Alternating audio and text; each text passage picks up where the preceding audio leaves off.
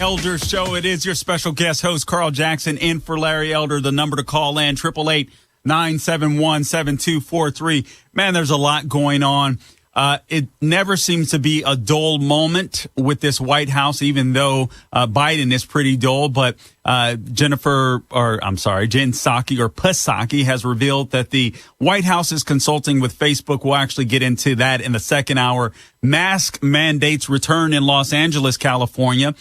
This hour, we're going to be talking about the illegal border crossings, because what I believe is happening with the left is they're trying to distract us as much as possible from their damaging policies. So we're going to see more mask mandates. We're going to see Democrats. All they have, again, January 6th, they'll keep punching at that. Critical race theory, racism. We're all racists. We're all bigots. They'll keep punching at that. Everything to distract us from what's really going on in the country and how much the left is damaging the country. We'll also talk about in the third hour why cops are quitting. In addition, 41% of Baltimore's high school students earn less than a 1.0 GPA. This is out of control. Democrat city out of control. But first, I want to talk to you about something that myself and my a co-host of mine back in the day, Mickey Alvarez, we coined it the new Negro vote. And we started talking about this years ago, and what we believed, and what I believe to be true today, is that what the left wants to do is constantly bring in illegal immigration or new illegal aliens in order to replace the black vote. Now, it's not as urgent as it once was, if you will, because unfortunately the blacks overwhelmingly vote for the Democrat Party. But what we've seen with this open border crisis is, listen, the Democrat Party is trying to replenish their vote. And they're trying to replenish their vote because there's something that I'm going to share with you at the bottom of the hour. Trump did a really good job with Latinos, and I'm going to get into the numbers. These are in-depth numbers that I'm going to read out to you, and it makes you wonder what really happened during the election. It really does. It really does. But here's what Democrats want to do. All of this stuff is connected. Like they try to throw us off, throw so many issues at us. It may be the LGBTQ community. The reason why they want to keep adding to the alphabet is because they want to keep perpetual victims. They need more and more and more victims. That's what it is. That's all this is about. The open borders that the left continues to ignore, it's about ushering in more victims, more perpetual victims. And I'm sorry to say it, black people, I just got to be real with you. We kill so many of our babies through abortion. The Democrat Party is going to look for someone or a people group to replace you. Whether it's transgenders, whether it's illegal aliens, that's just a fact. I'm not trying to be mean. Call me Uncle Tom Sell. I don't care. I'm telling you the truth. This is how the Democrat Party works. This is a Marxist party. This is a party that is hell-bent on power, and they can care less about the people they supposedly serve. That doesn't matter to them. If they really cared about the people they serve, they would make sure that they're not trying to implement the policies, the very policies that are destroying Cuba. But they don't care about you. They care about power. They care about power. I want you, William, if you will, to get a clip ready for me. Clip 10, if you will, audio clip 10. This is an oldie but goodie that I want you guys to hear. And props to Forgotten Man for this. Okay. All right. Well,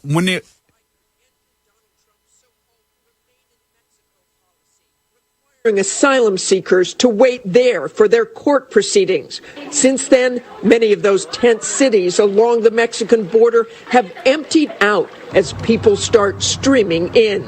We were there when a bus of 56 asylum seekers arrived at Casa Alitas, a Catholic charity shelter in Tucson. Men, pregnant women, and children stepping off the bus with only what they could carry.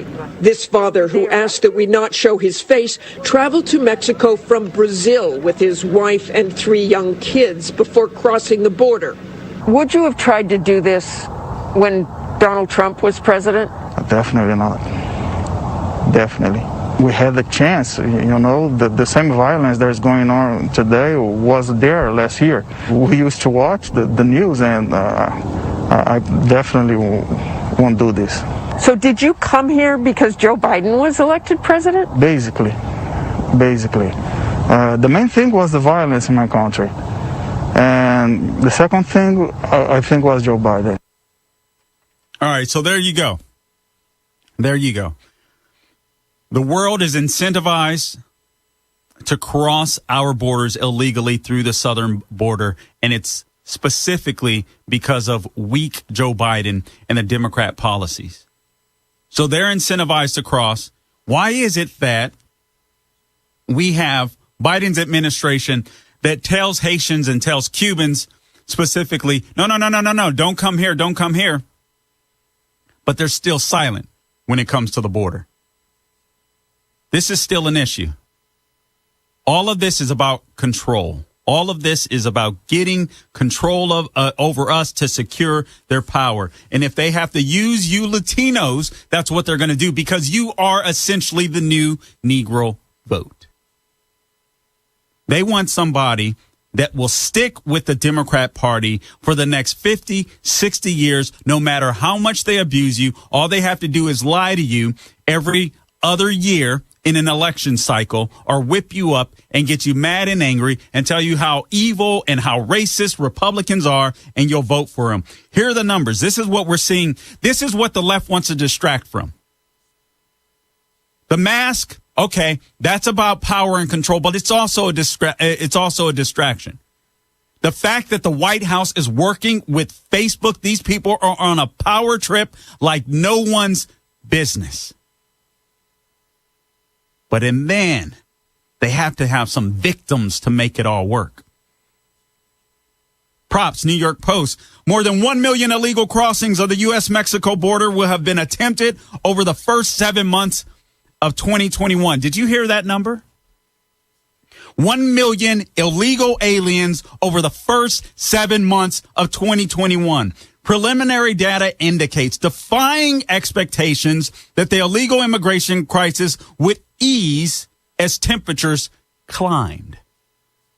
Well, so much for Joe Biden's claim that illegal immigration is seasonal.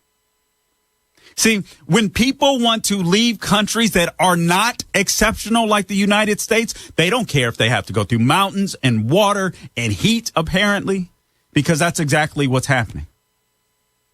People risking their lives. America is so racist, so America is so bad, right?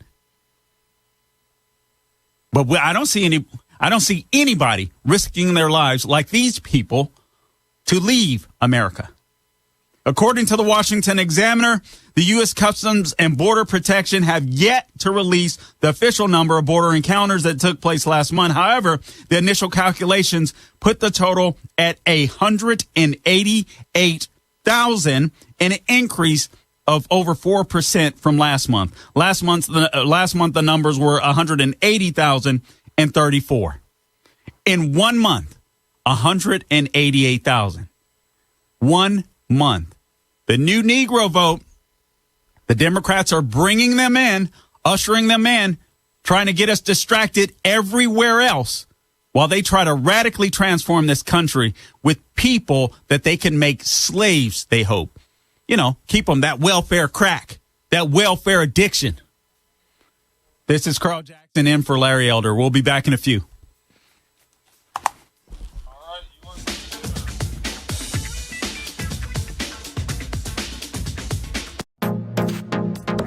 Trending now on the Mike Gallagher Show. Men and women died in Vietnam or the other wars that we fought for our flag. Hey, what a great call. What a great point that is. To disrespect those men who spilled blood, who left their limbs on the battlefield the way the left is doing. Chris, you're on the Mike Gallagher Show. How you doing, Chris? Good, Mike. It's a nice honor to talk to you finally. Oh, thank you, Chris. I appreciate that. Honor to speak to you as well. Mike, I'll make this real quick. I'm probably not all that great at talking on air, but all I am is a lifeguard on the ocean front in southeast North Carolina. Right. And I just want to say that, this weekend we had outstanding weather. The crowds were fantastic. Everyone was just well behaved. Wow. And Mike, I was on my tower and I was looking north, and I saw the thousands and thousands of people with their umbrellas, thousands of people in the water just enjoying. The kids were playing. The kids were running around, and happy cries and screams were going on. Mike, in my binoculars, you got to picture this. You got the city line and the beach and the ocean. But in my binoculars, I saw all of this going on, and then in the center was the American flag waving, and it just brought me to tears sitting in my tower watching this, and just thinking about all the people who disrespect our flag, and like your last caller, all the men who died for this country. It just brought me to tears sitting on the tower watching all this going on.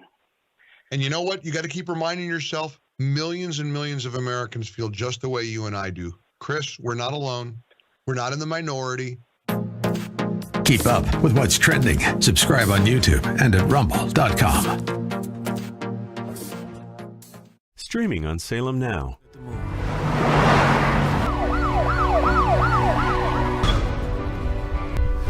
Get back or I'll shoot you.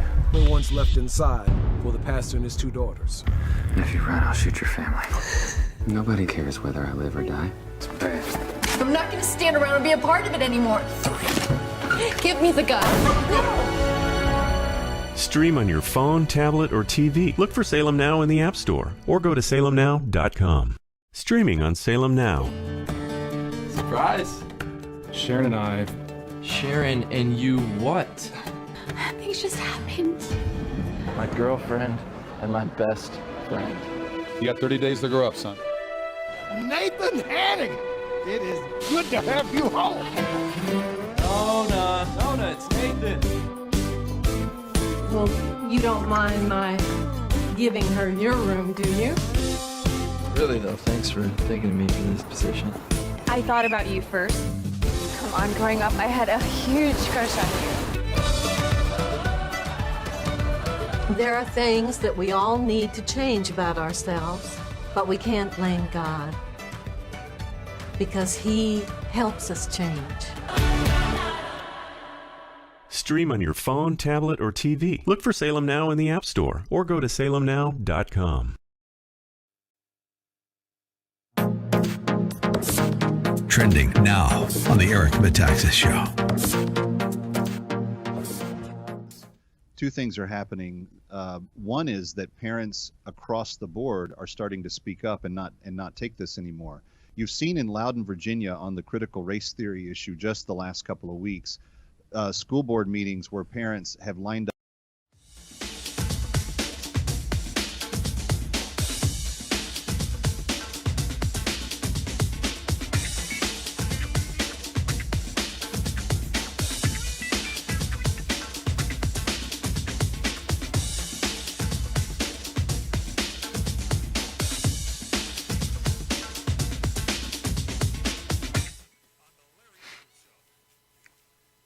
Okay, welcome back to the Larry Elder Show. I am your special guest host, Carl Jackson, filling in for Mr. Elder. The number to call in, 888-971-7243. And again, I just want to remind you guys that Gavin Newsom is just doling out the welfare checks out there. I mean, he's going to give another stimulus check just about a week or so before the September 14th recall election. So make sure you go to electelder.com, electelder.com.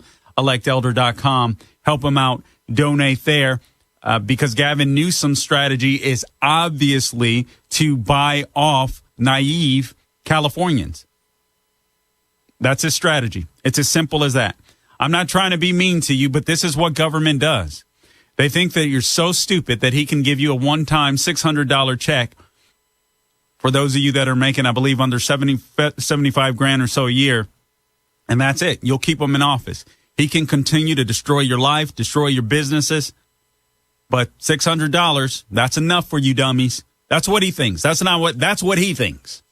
That's what the Democrat Party in California thinks. I hope California begins to wake up. I mean, and start paying attention to policy. It's absolutely crazy. All right, let's get back to the Negro vote that the Democrat Party is constantly. And listen, Carl, are you a sellout? You know, you coming at your list. I'm frustrated with my ethnicity.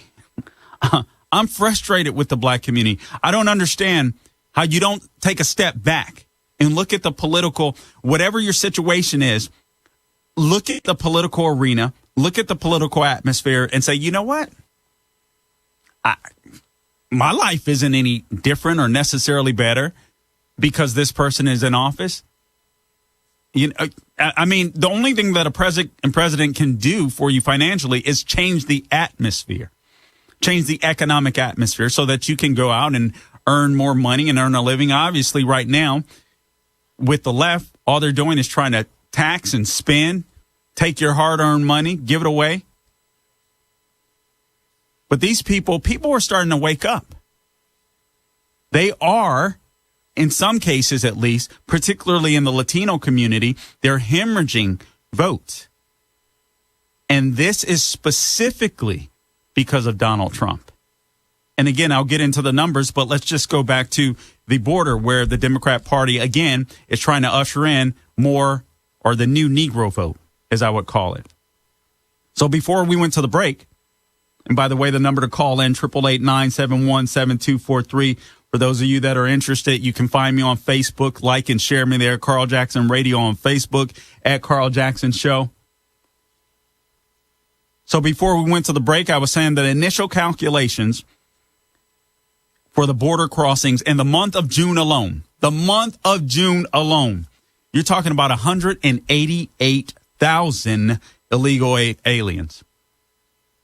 That's an increase of over 4% just in May.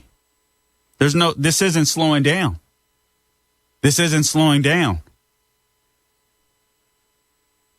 If confirmed, the number of southwestern border stops would be the most in any month of June for the last 21 years. So this isn't Trump's fault, people. As the left will continue to claim, oh, Trump did. The reason why we have this issue and that issue because Trump did it, and Trump did it, and Trump did this, and Trump did that.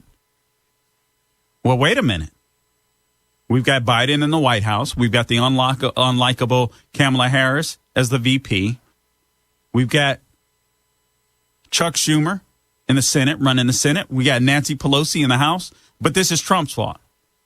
Democrats are running Washington, but they're blaming Trump. When are you Democrat voters going to get sick of this stuff? When are you going to wake up?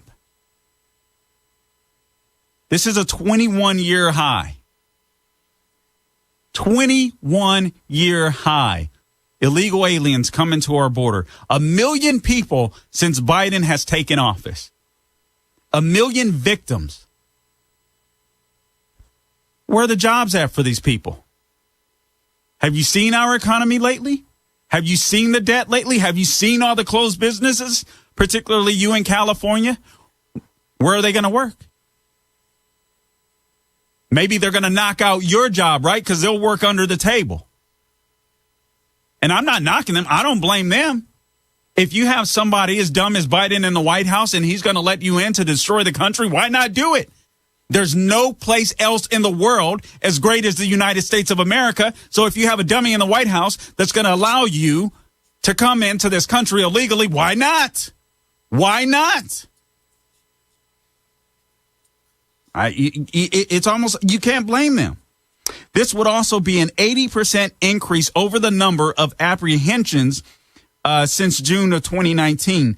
And this is also a 469% increase, a 469% increase over the same time period last year. Or within the month of June, excuse me. Let me clarify that. Within the month of June, a 469% increase. So this is Trump's fault. Yet, 1 year ago, there were 469, the numbers were 469% less. But this is Trump's fault. There were a couple of sisters sitting by the bank of the Rio Grande. One sister, a 7-year-old by the name of Chanel. Another sister, Adriana, just 10 years old. Both of them were unaccompanied minors.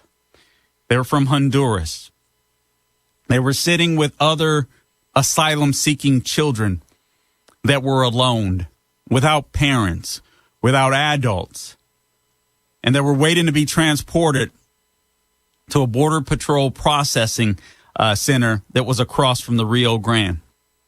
Nice parents, huh?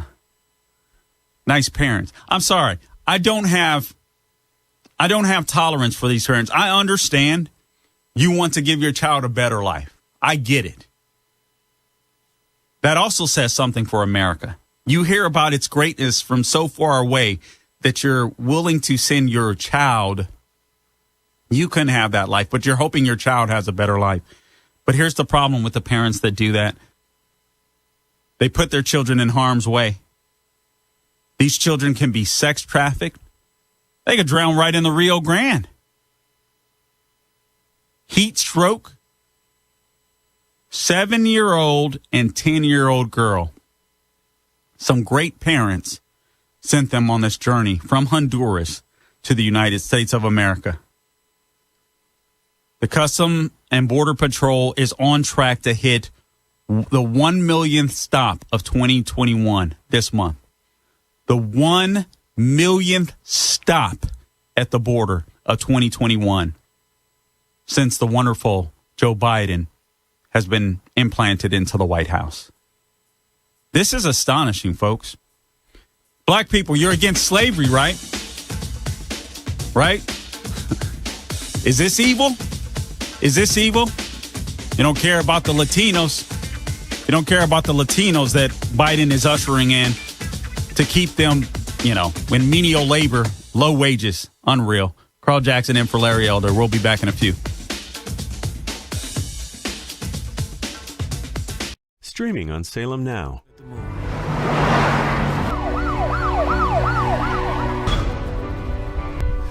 Get back or I'll shoot you. The ones left inside for the pastor and his 2 daughters. If you run, I'll shoot your family. Nobody cares whether I live or die. It's bad. I'm not going to stand around and be a part of it anymore. Give me the gun. Stream on your phone, tablet, or TV. Look for Salem Now in the App Store or go to salemnow.com. Streaming on Salem Now. Surprise. Sharon and I. Sharon and you what? Things just happened. My girlfriend and my best friend. You got 30 days to grow up, son. Nathan Hannigan, it is good to have you home. Nona, it's Nathan. Well, you don't mind my giving her your room, do you? Really though, thanks for thinking of me for this position. I thought about you first. Come on, growing up, I had a huge crush on you. There are things that we all need to change about ourselves, but we can't blame God because He helps us change. Stream on your phone, tablet, or TV. Look for Salem Now in the App Store or go to salemnow.com. Trending now on the Eric Metaxas Show. 2 things are happening. One is that parents across the board are starting to speak up and not take this anymore. You've seen in Loudoun, Virginia, on the critical race theory issue just the last couple of weeks, school board meetings where parents have lined up by the hundreds. They are unloading on these school boards. I have seen people activate in ways that I didn't see them in the prosperous years of President Trump. People are mad. This is not the way life goes. And to your point about girls that are competing with all of their might and they're falling short, they're not just giving up on the dream of winning that race. They're losing college scholarship opportunities. 2 years ago in Connecticut, in the high school girls track division, 15 state all-time records were shattered by two boys that ran as girls in that division. But the leaders Shattered of the 15 state records. let this happen, Kevin. Can you Yes. imagine adult grown men and women elected to these positions, intelligent professional people, let this happen? Those people should be hung out to dry. Those people should have people go to their homes and say, demand that either you change this or you need to resign. What is the key between those local officials and the Biden administration? I mean, Biden came into office and said, we're gonna not just protect transgenders' ability to compete in women's divisions, we're going to expand it. And he's tried to force down executive orders on the public schools across the country to adopt it. They haven't all gone with it, and some states are fighting it pretty aggressively. Florida and Texas have told him to go pound sand. That's what should be happening. Keep up with what's trending. Subscribe today at rumble.com. Streaming on Salem Now. 218 out with him. Headed for the house. He's got a hostage. You believe in God, Chip. Why does a kid die and a drug dealer get off scot-free? Well, the only answer to that is there isn't a God. You have a choice. You can either let the darkness overtake you, or you can be a bearer of the light. So just think of it as calling for backup. Officer down, officer down. You're the one God's called to be a shepherd.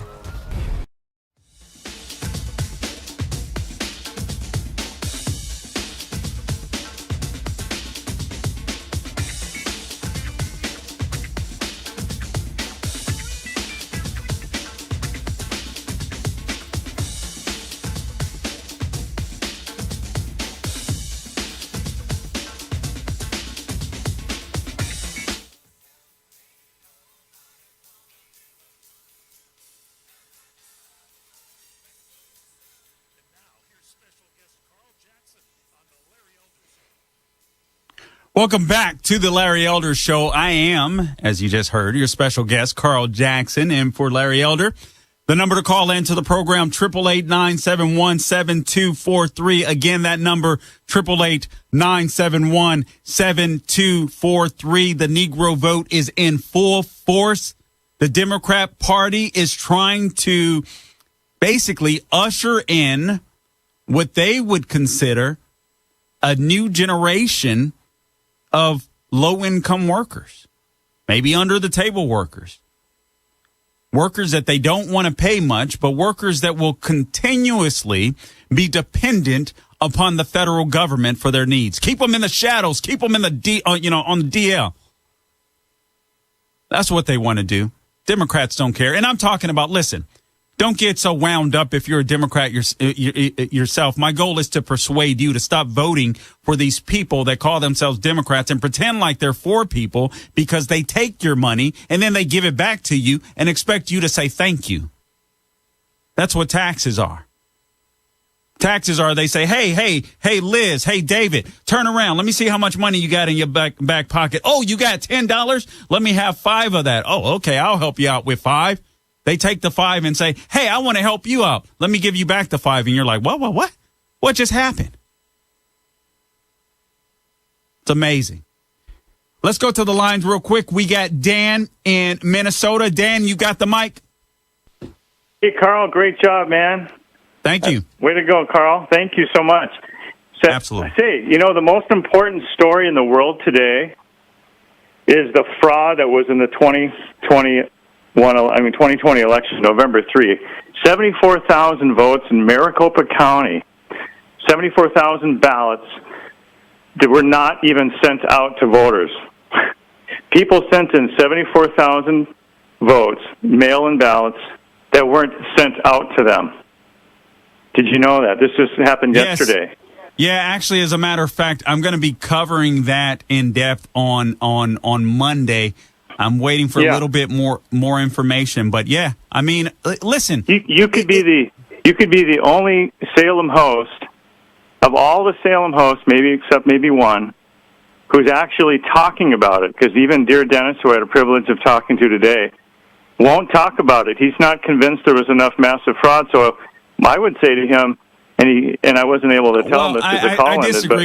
I disagree with that. I'm sorry. I've heard him say he doesn't know, and he's basically waiting for this information. And as more information arises, see, this is the thing. It's a two-edged sword. I totally agree with you. I'm looking at AM Greatness right now. Arizona audit finds massive irregularities, including more than 74,000 mail-in ballots counted than mailed out. Here's the thing, okay?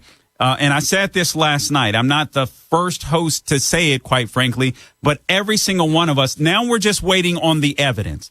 But all of us instinctively knew that something obviously went wrong. I've been saying for the longest that I do believe that whether it's through counting and extra ballots, and I'll be honest with you, I never got into well, I shouldn't say that I didn't get in. At one point, I did go into the Dominion voting system and all this kind of stuff. But the truth of the matter is, I've been ghetto fabulous before. I mean, that's just the truth of the matter. So I can imagine if you're talking about communities who believe that Republicans are racist and bigots and out to get them and hurt them, they're going to do dirt. They're going to put in ballots. So quite frankly, I will go into this in depth on Monday, but I'll be honest with you, I don't need a headline to tell me what I instinctively knew, but I do appreciate the call, Dan. All right, let's go to Ken in San Jose. Ken, you got the mic. Hey, Carl, how you doing today? Good, thank you. Hello? Yes, you got the mic. Hey, I've been hearing on the radio lately that COVID cases are going up all around the country, but yet nobody's talking about how they're letting in all these illegal people. I think it's a 2-for-1 deal the Democrats are getting. Because I believe that they cheated for the last election, and COVID helped them do that. And I think that them letting in all these people that aren't being vaccinated and are positive, I think that's going to help them in two ways. One, what you're referring to is the new voters, and two, I think it's going to help them come the 2022 election to cheat again. There's no doubt they're going to try to, and it's up to us to call our state legislators wherever we are at, and to make sure that our legislators are up on it so that we don't have to endure this type of cheating again, because that's absolutely what happened. Okay, number to call in, 888-971-7243. Pure Talk USA. Take a look at your cell phone bill. If you're with Verizon, AT&T, T-Mobile, you're paying too much. I want you to switch to Pure Talk. Pure Talk can save your family over $800 a year. Yes, same great coverage, because Pure Talk is on the exact same network as one of the big three, but at a fraction of the price. And switching is as easy as switching out your SIM card. You can keep your phone, keep your number, or get huge discounts on the latest iPhones and Androids. I got the iPhone SE and I love it. Plus right now, get unlimited talk, text, and 6 gigs of data for just $30 a month. And if you go over on data, they don't charge you for it. There's a reason Pure Talk is the highest rated wireless company by Consumer Affairs, while they're the preferred wireless partner of AMAC. From your cell phone, dial pound 250 and say Larry Elder and save an additional 50% off your first month.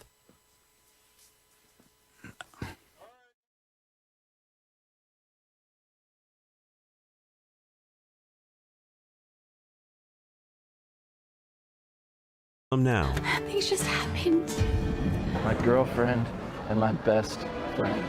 You got 30 days to grow up, son. Nathan Hannigan, it is good to have you home. Nona, it's Nathan. Well, you don't mind my giving her your room, do you?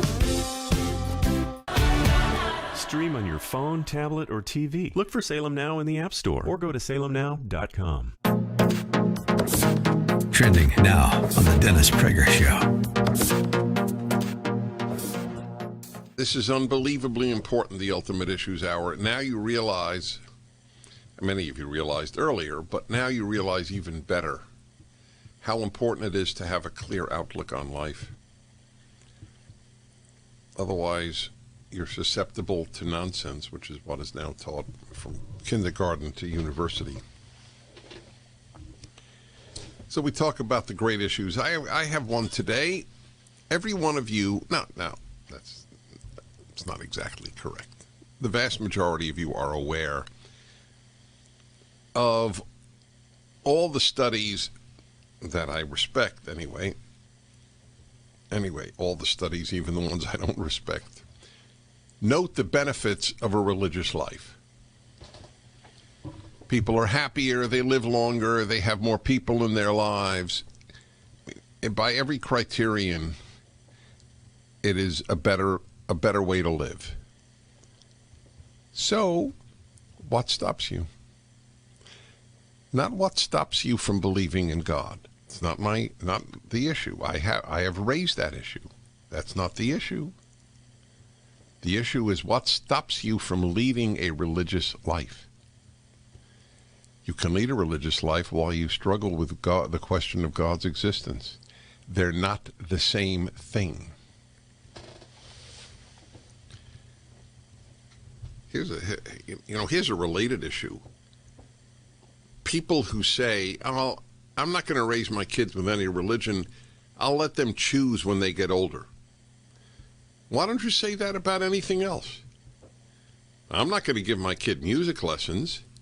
If they're interested in an instrument, they'll take one later. Trending now on the Mike Gallagher Show. Men and women died in Vietnam or the other wars that we fought for our flag. Hey, what a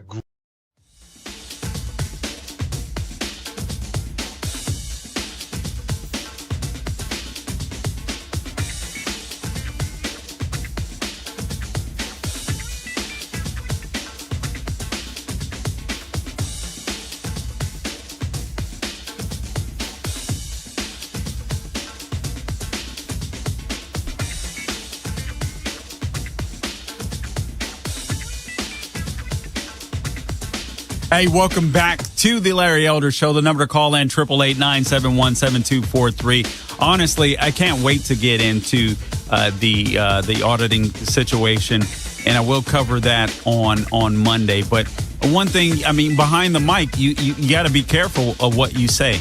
I obviously we run off at the mouth, but when you're giving information, you want to give accurate information. And there's no doubt that in my mind, the election was stolen. That's the way that I feel. Whether now you can say whether it be by the voting systems, voting machines, and all that. I initially I believed that, and then I just thought about how ghetto fabulous I was, and some of the people that I would hang around, and how growing up I thought, okay, man, the white man is out to get me. All this kind of nonsense. If you grow up in the hood, oftentimes. Or around a lot of liberals, you kind of start believing this stuff. And I was like, you know what? All people have to do is stuff the ballots or, just cheat a little bit here and there, cheat a little, 40,000 votes, if I recall correctly, would have made the difference as to whether or not, Trump would be in the White House today. But we'll look into that more on Monday. I appreciate the call, earlier. All right. Let me get back to this, new Negro vote before I take more calls here, because I do believe that this is extremely important. And yes, the election, the voting fraud is important. This is really important. All of these things are important. None of these things we should look past. Okay, so you have 74,000 mail-in ballots that weren't counted or that weren't sent out. You got 1 million illegal aliens that will likely, if they're allowed to stay, if they're not sent back to their home country, will probably overwhelmingly vote Democrat. 74,000, 1 million. I would say both of the stories are pretty doggone important. So getting back to this issue of the illegal aliens coming across the border, I told you that this is going to be a milestone because we're going to hit 1 million illegal aliens coming into the country this year. And we haven't seen these numbers since 2006. The adults who are crossing the border, they aren't being arrested. They aren't being prosecuted. Why not? Why not? It's as simple as the racist bigot that's in the White House believes, and the people around him, the bigots around him and the elitists around him believe that they can use these people to overwhelm the system, to secure votes, spread them out where the Electoral College isn't an issue. That's what they want to do. They don't care if some of these little girls or little boys end up in the sex slave trade. None of that matters to them. All that matters to Joe Biden, all that matters to the Democrat Party is whether or not they can win an election. That's it. That's it. It's amazing to me. Of course, illegal aliens are going to come here if you have a weak leader like Joe Biden that does absolutely nothing about it. 188,000 in 1 month. In 1 month. And by the way, there's more illegal aliens or illegal migrants when they're taking their journey that are dying. This, according to the Arizona nonprofit Humane Borders, which they mapped the recoveries of bodies in the state of Arizona using data from the Pima County Medical Examiner's Office in Tucson, Arizona. And they said, as recently as Monday, 43 sets of human remains were found in the state's border region in the month of June. And at least 29 of those they believe had been dead no more than a week. Actually, for less than a week. So you have these people that are coming here because you have a weak president with weak policies, and they're dying in the desert, and we don't hear a peep from Democrats. Except, well, we don't hear a peep from them when it comes to Cuba either. Except if you're a Mayorkas who's saying don't come here. Pretty amazing. It's pretty amazing. 127 bodies or remains have been so far recovered this year compared to 96 over the same period last year. So a lot of people last year as well, but you literally have 31 more bodies at this point in time recovered. It's pretty sick. Texas has... Yeah, let's go ahead and hear that. Props to William. Let's hear the genius Mayorkas. People will be returned. One cannot take to the sea and come to the United States. It won't work, and it is extraordinarily dangerous. So you will return them to Cuba if they leave on a boat from Cuba? That is correct. And if they have a well-founded fear of persecution or torture, they are resettled in a third country. They are not resettled in the United States. And so an effort to take to the seas, imperil one's life, to come to the United States specifically, will not work. What a jerk. What a jerk. Alejandro Mayorkas, you're a jerk. What a jerk. So people that really should get asylum because they're fleeing political persecution. No. We'll send them back. We'll send them back. People that are coming through our southern border because they just want a better life. Come on, come all. You see how that works? Democrats, we think you'll vote Democrat. We think we can subject you to menial labor for the rest of your life. You come one, come all.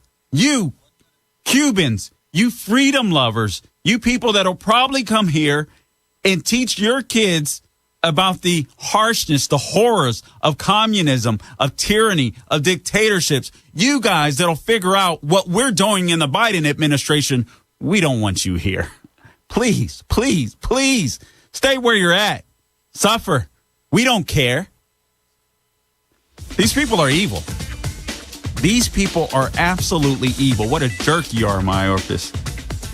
Evil man. I can't believe what you're doing. And if I'm not mistaken, correct me if I'm wrong, I believe this guy's Cuban. Unbelievable. Number to call in, 888-971-7243. I'm your guest host, Carl Jackson, sitting in for the great Eldersky. Remember, electelder.com, electelder.com.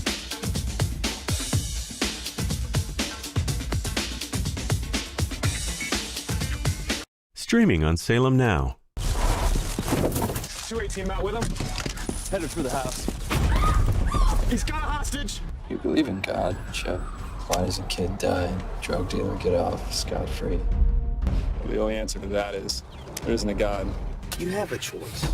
You can either let the darkness overtake you, or you can be a bearer of the light. So just think of it as calling for backup. Officer down, officer down. You're the one God's called to be a shepherd. Keeper, do you know who I am? You are the author? I am. I don't know you. Keeper, it's your son. Hurry it up. Time is short.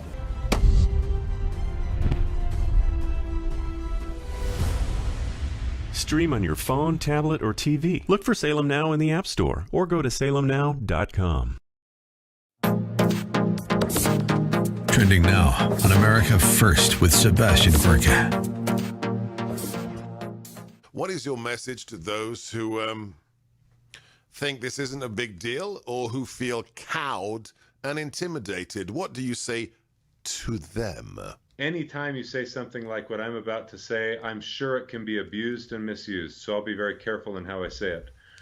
I've never read Hitler's Mein Kampf, but I've picked it up recently in the past week because I'm interested in learning everything I can about history. After spending just a day with his Mein Kampf, the spirit and essence of his race hatred that shows up in that book, a set of 2 books, is very similar to what I'm seeing show up in How to Be an Anti-Racist. Keep up with what's trending. Subscribe today at rumble.com. Trending now on the Charlie Kirk Show. I want to talk about what's happening in New York with Letitia James and what I consider to be a political persecution unlike anything, I think, in American political history. How are you guys dealing with this? And do you guys see this as, you obviously said this last night, but as a continuation of almost this 5-year political witch hunt? 100%. I mean, it's pretty clear when the Attorney General of a state, without any information, literally campaigns on saying, "Hey, we're going to investigate, we're going to lock them up, we're going to do this, that, and the other." It's pretty amazing that they can get away with it. And then they do it. And then they do it for 5 years. And the reality is this: there's no recourse. There's no one keep.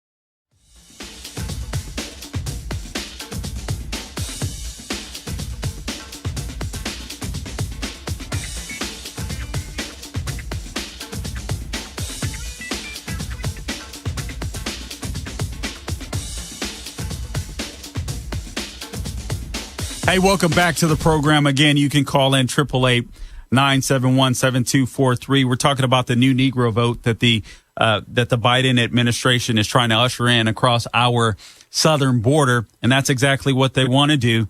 They want to usher in what I call the new Negro vote. They don't want to help you Latinos out. They want to keep you guys in perpetual slavery, keep you under their thumb.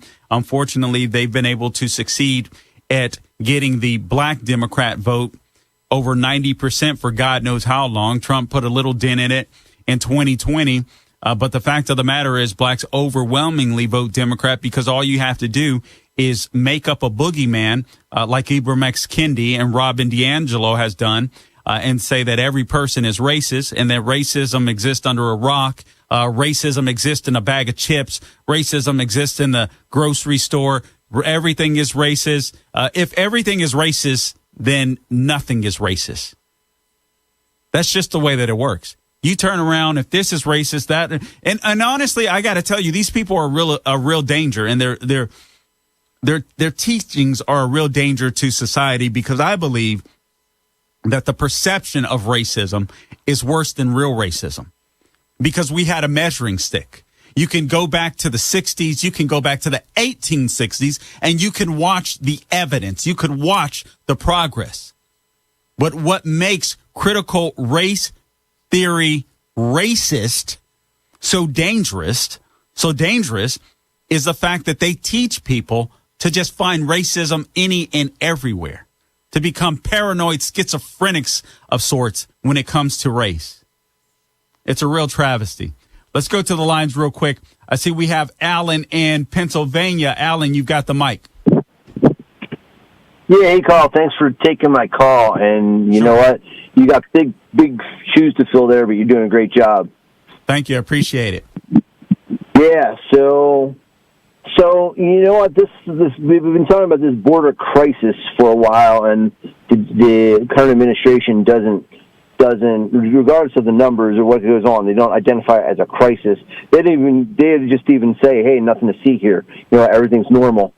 So, I guess what I'm really, really just flabbergasted by and don't understand is absolutely assuming that a certain percentage of Democratic voters are radical. Okay, that's fine, whatever percentage. But a certain amount are rational. I mean, why doesn't anybody recognize this? I mean, no Democrats are recognizing this. Why? Well, they don't want to. I honestly look at. Do you think you're listening to this show where we try to bring you information, truth, facts, keep you informed? CNN isn't trying to do that. MSNBC, big tech is censoring people like crazy. A lot of people honestly just don't know. You know, it was like me walking into the bookstore and flipping through Larry Elder's book by happenstance. Some stuff we just don't know. This is Carl Jackson in for Larry Elder. We'll be back in a few.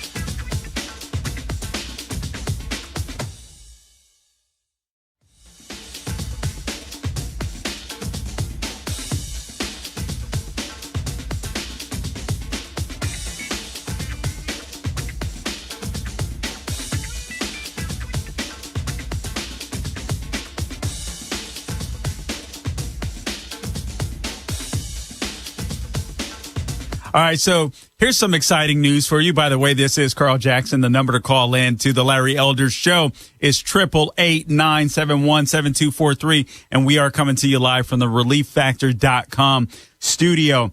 But this is breaking on Daily Caller. Apparently, Jen Psaki now says that people should be banned on all social media if they are banned from one platform. And, of course, she revealed just the other day that the White House has been consulting with Facebook to flag misinformation. And the problem with that, before I continue on to the new Negro vote and why the left are allowing illegal immigrants to come across the border, I got to give you some numbers. The damage that Trump did, or the increases that he made in the Latino community. So this is what they're really fearful of. So it's all hands on deck. But you have this lady, Jen Psaki, and obviously she's a press secretary. She's, this is what the White House is doing behind the scenes. But now you have that. Okay, let's go ahead. Props. I want you guys to hear this audio. Since I'm on this rant right now, it's a little ADD, forgive me. But I saw this breaking and I'm like, you got to be kidding. These people are going full Cuba dictatorship. This is how it begins, folks.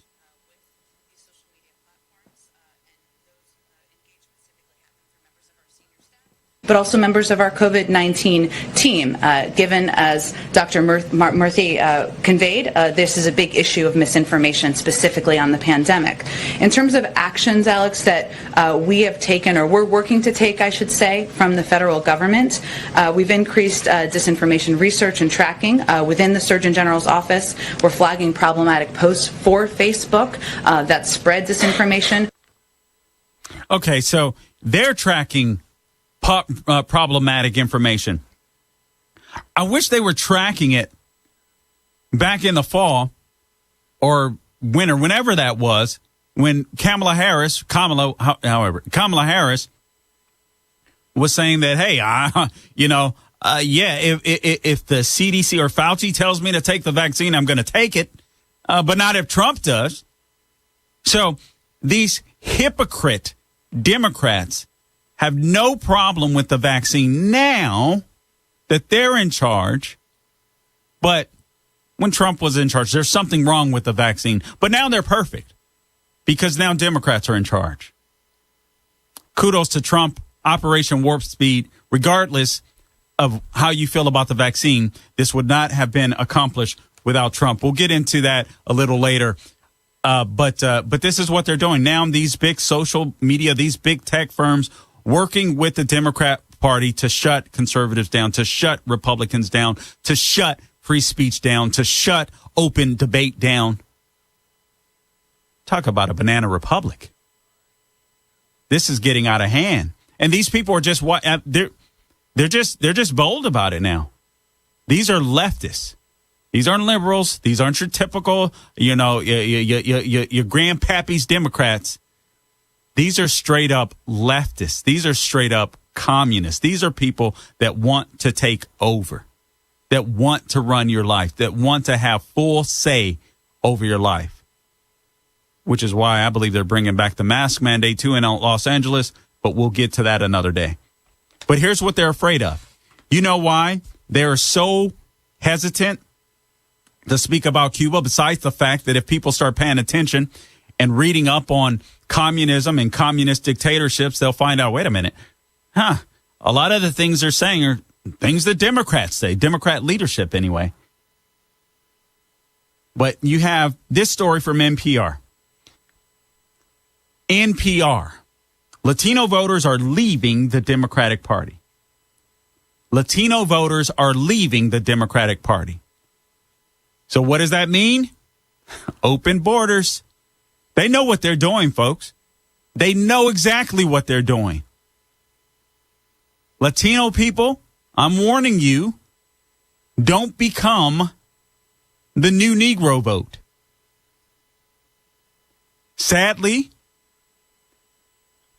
my ethnicity, we vote in the 90 percentile range regardless of what happens. Regardless. I had a caller on the screen yesterday. Unfortunately, he didn't stick with me. I wanted to talk with him, but black man, I saw that much, said he'd never vote Republican. I didn't see anything about policy on the screen. I didn't see anything about policy. It's pretty amazing.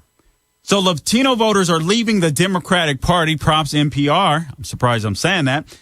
The new information about the 2020 election reveals a growing shift among Latino voters away from the Democratic Party. Lulu Garcia Navarro talks with Open Labs research and developer, or R&D researcher, David Shore, about it. So just bear with me because I'm going to have to ask some of the questions she asked, and then I'm just going to read some of his answers because it is extremely insightful. So new data from the 2020 election shows a big swing in one voting group away from the Democratic Party. Latinos made a significant rightward turn, and partisans of both parties are looking hard at why. One of them is this gentleman, David Shore. He is the head, again, of the Open Labs R&D, which is a progressive nonprofit. Now, I got to tell you guys this because I live in Orlando, Florida. This didn't make major headlines, but the Biden administration right here, locally and statewide, we knew early on they were having big problems with Latinos. And it wasn't just about Trump reaching out, although the Trump campaign did an amazing job of reaching out to Latinos. But the Biden administration were completely negligent with their own volunteers and staffers here, so much so that news started breaking locally of how bad they were being treated under Biden's campaign.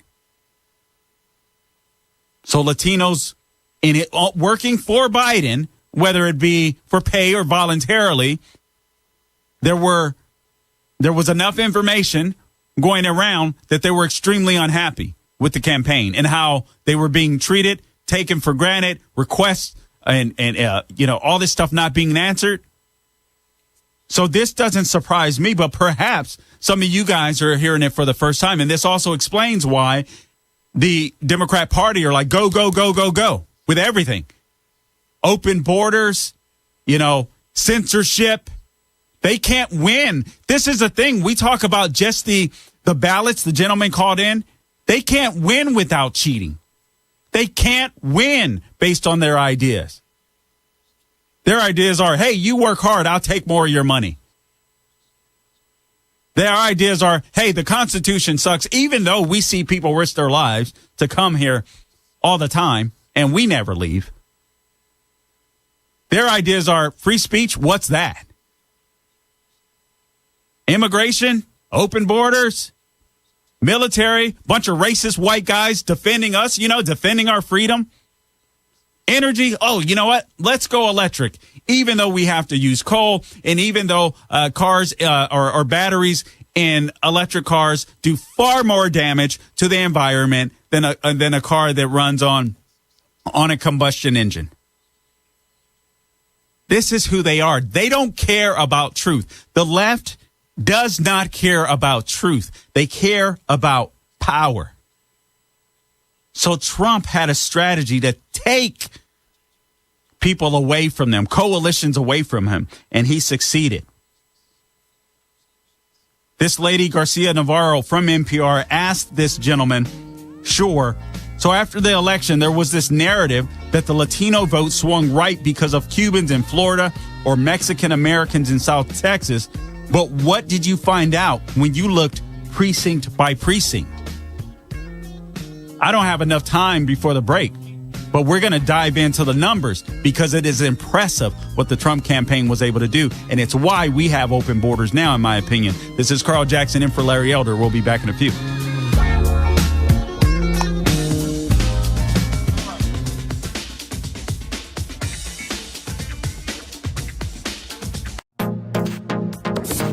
Trending now on the Dennis Prager Show.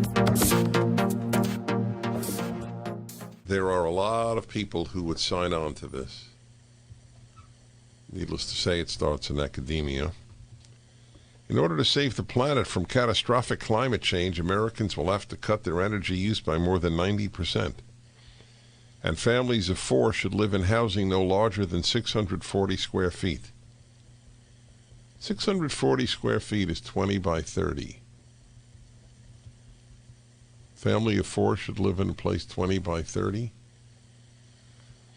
So 4 into 600 is 150. So per person, it's 150 square feet. So it's pretty much a jail cell of space. Are these people serious? You read this article. Do you think they're serious? So the guy who, the professors who came up with this, they would like that? To live with 3 others in 650 square feet? That's according to a team of European researchers led by University of Leeds. By the way, I attended the University of Leeds. Sustainability researcher Yefim Vogel. In their new study, Socioeconomic Conditions for Satisfying Human Needs at Low Energy Use in Global Environmental Change, they calculate that public transportation should account for most travel. They hate the car. The left hates the car. Yeah, uses energy, and worst of all, gives people freedom.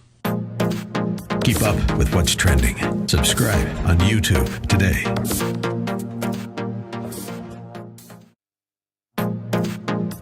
Trending now on The Hugh Hewitt Show.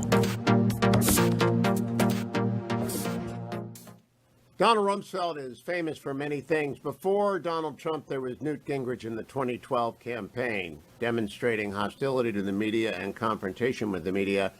But before there was Newt Gingrich, there was Donald Rumsfeld, demonstrating command of the media. Most famous for his combination of command and concise knowledge is this cut, which is his most famous response to a question. There are reports that there is no evidence of a direct link between Baghdad and some of these terrorist organizations. There are known knowns. There are things we know we know. We also know there are known unknowns. That is to say, we know there are some things we do not know. But there are also unknown unknowns. The ones we don't know, we don't know. Excuse me, but is this an unknown unknown? I'm not. Several unknowns, and I'm not going to say which it is. Mr. Secretary, I'm right here. I'm right here. See, Rumsfeld knew exactly what he was doing. It makes perfect sense, and that's why his memoir is known as Known Unknowns. But for the full tutorial on how to deal with the media, here is a press situation with Donald Rumsfeld on April the 11th, 2003. Listen to how he deals with a hostile press. I picked up a newspaper today, and I couldn't believe it. I read 8 headlines that talked about chaos, violence, unrest, and it just was Larry Elder Show on the Salem Radio. I've never seen anything like it, and here is a country that's being liberated.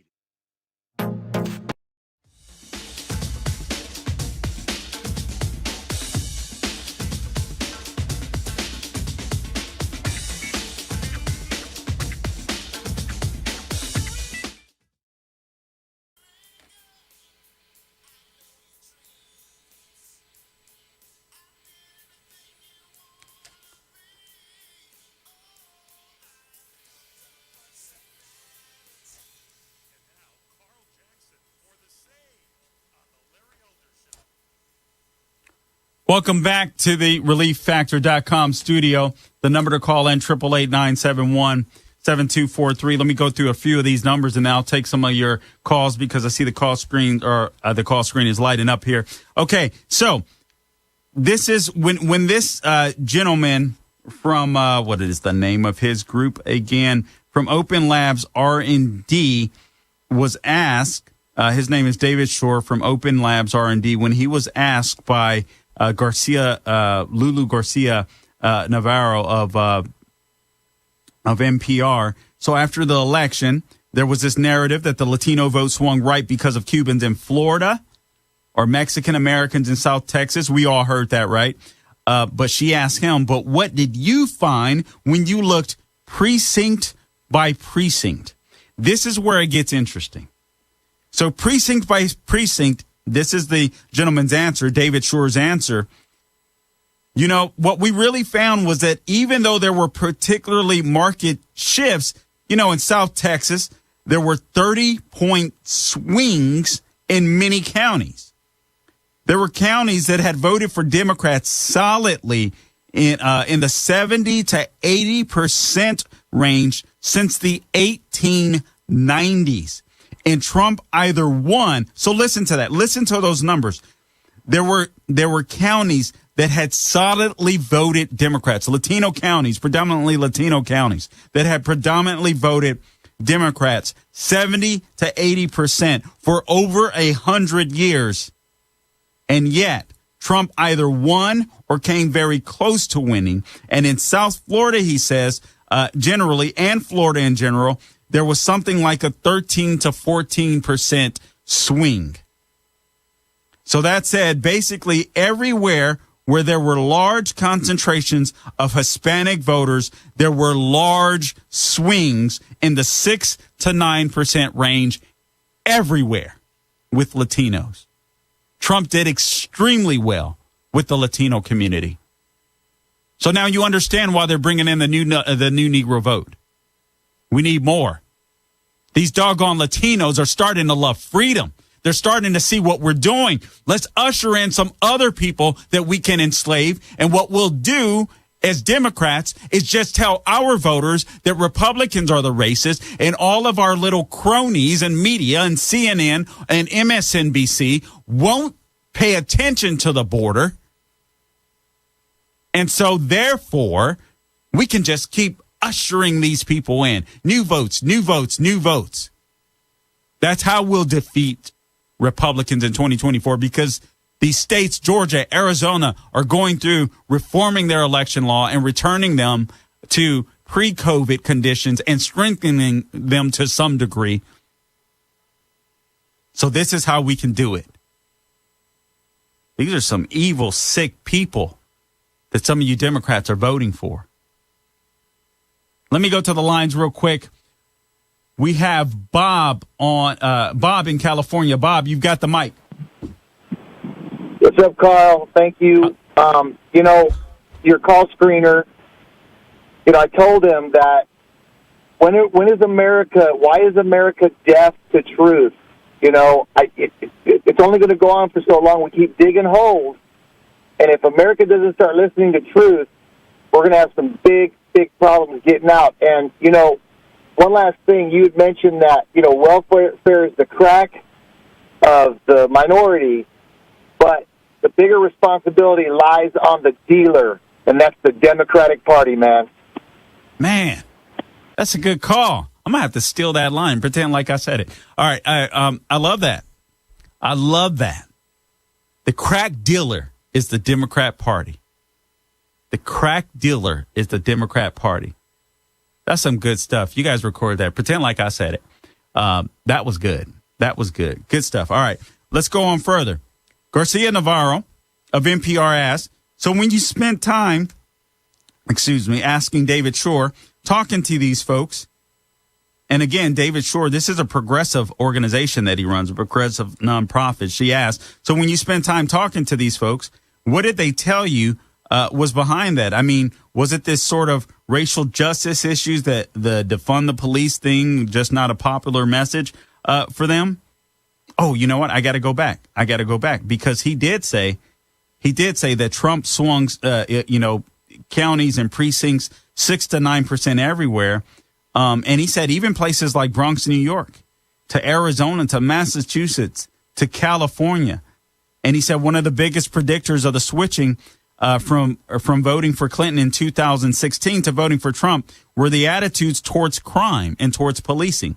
And that's when Navarro asked the question. So, all right, so you're saying this issue of racial justice, this issue impacted this, the talk of defunding the police switched, right? I mean, it upset enough Latinos were like, hey, man, we like safety.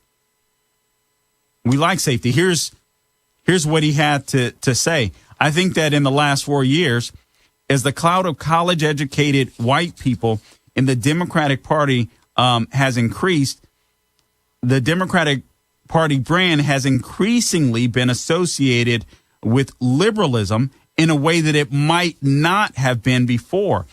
And I think there's a lot of micro stories there. And this is interesting. He says, I think that, bear with me. I'm reading this because it's just, but it's so much to read here, but it's extreme. It's fascinating. It's a look into how Trump siphoned off Latino voters. And he says, I think that, if you look at defund the police, that's a highly ideological issue where liberals are on one end and conservatives are on the other. But see, here's what you have to understand. He goes on to say, listen, we have these white liberals that have come in, right? These college-educated white liberals, so Democrats are gaining more college-educated liberals into their party. But the problem is they would try to mesh with and speak the right words to conservative blacks and conservative Latinos. So you have these mixed messages of sorts. They're trying to make everybody happy. They just couldn't do it. So the things where they found some commonality were issues like increasing the minimum wage, getting people health care. But when it came to the issue of safety, when it came to the issue of defunding the police, Latinos said, we want safety, man. Are you crazy? We want safety. This is Carl Jackson in for Larry Elder. By the way, you can follow me on Facebook, Carl Jackson Radio on Facebook, Twitter, at Carl Jackson Show, or check out my website and my latest columns, carljacksonshow.com. And, I mean, this is just really fascinating to me, and we'll finish up with this on the other side. But I just want you to know this is what the left is doing, whether it's censorship, whether it's using people strictly for power. And by the way, Baltimore schools, like I mentioned, very few, 41% of students with a 1.0 grade point average. We'll talk about that as well. We'll be back in a few. This is Carl in for Larry Elder.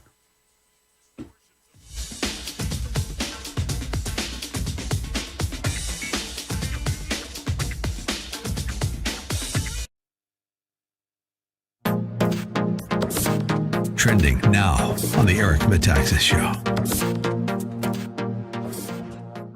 We've had 6 months of the new administration. It is the farthest thing from moderation that the government has ever seen, and it is the fastest track to extremism that we've ever had elected. But Kevin, how did I know that in advance? Why in my debate with David French did I know this and you knew this? There was no question in my mind. So the fact that this has now happened, part of me wants to say, ha ha, but it's just too sad to say ha ha. This is something that I warned against and you warned against and others warned against because we knew that the consequences are devastating. Keep up with what's trending. Subscribe today at rumble.com. Trending now on America First with Sebastian Gorka. I had studied Marxist history, beginning with Marx and Engels' Communist Manifesto from 1848. And when I first studied that and saw in section 1 of the manifesto what you can recognize as what's called the oppressor versus oppressed narrative of human history, a whole bunch of stuff that was taking place in our country began to become exceptionally clear to me. And I began to piece together a lot of the, what I'll call militant impulse that was manifesting in society as time went on. And there's a victimhood ideology. There's constantly an effort by some individuals who have an agenda to pit groups of people against one another as victims or oppressed groups and oppressor groups. And we've seen very clearly over the past calendar year who the oppressor group is labeled to be and who the oppressed groups are labeled to be. And right now, under the auspices of diversity and inclusion training, as well as critical race theory and other narratives of American history that have been parading about throughout the country and showing up in our education system, all of those narratives seek to divide the American people by pitting people against one another into racial groups Yeah, it is. It's the white versus the black. It used to be class, division by class. Now it's division by race, by skin color. We've only begun to scratch the surface. We're going to go deep dive on what's happening inside the U.S. military and why this man took the courageous step of writing the book Irresistible Revolution. Lieutenant Colonel Matthew Lohmeyer. Keep up with what's trending. Subscribe today at rumble.com. Streaming on Salem Now. Some lawyer hit a little girl. Former cancer patient Sharon Blackwell was struck by an oncoming vehicle. Take this into evidence, sir. I need to call my wife. You've been accused of texting while driving. Before you take your daughter off life support, give God room to be God. You're not guaranteed another day. But you have today. Stream on your phone, tablet, or TV. Look for Salem Now in the App Store or go to salemnow.com. Trending now on the Charlie Kirk Show. And so, Don, a question I get a lot, and where people are emailing us, freedom@charliekirk.com right now, is how is your family holding up in the midst of this? How is your father holding up? I mean, after delivering results for our country, doing everything he said he was going to do, people kind of take me aside. They say, hey, how are they hanging in there? Any insight you can give us, Don, into that? Yeah, listen,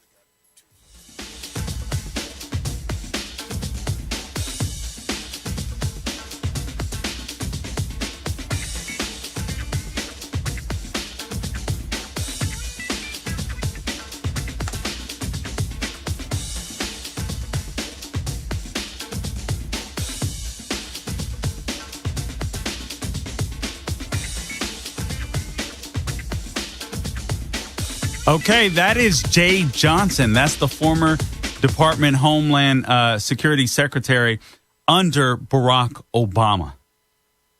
And that was back in April of 2019. So now we're talking about it. He was like over 1,000 is a bad day. So 30,000 a month approximately. And now under the Biden administration, just breaking records while the media remains silent. 188,000 illegal crossings in 1 month. Over 6 times the number that Jay Johnson said he would be concerned about. This is astonishing. Let me go to the lines real quick. We have Shannon in North Carolina. Shannon, you've got the mic. Hey, Captain Paul. Hey, how's it going? Let's see. As far as Biden is concerned, yes. He doesn't want the Cubans here because I think y'all might have shared this. I didn't catch all the show. But he didn't want the Cubans because they will be able to tell people what communism does. And they will vote Republican. And let's see, the other issue, I'm trying to remember. I stopped at the grocery store. Let's see. Well, I think I've gone blank. I'm sorry. No, you're fine. You're absolutely right. I did cover that. You're absolutely right. I mean, the Cuban the Cuban people would be able to share the harshness and the horrors of communism, and that's exactly why the Democrats don't want them here. There's no ifs, ands, or buts about it. I mean, these people can, if Biden wanted to help the Cuban people and just provide access as far as internet access is concerned, they could do that. I've heard, there's Guantanamo Bay there. They could make it happen. And that would be a big help so that the people there are informed. The people there know what's going on, know what to expect.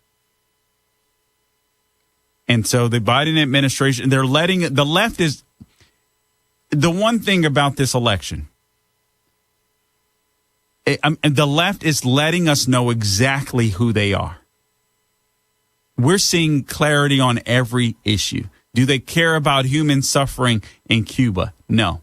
Do they care about human suffering on the southern border? No.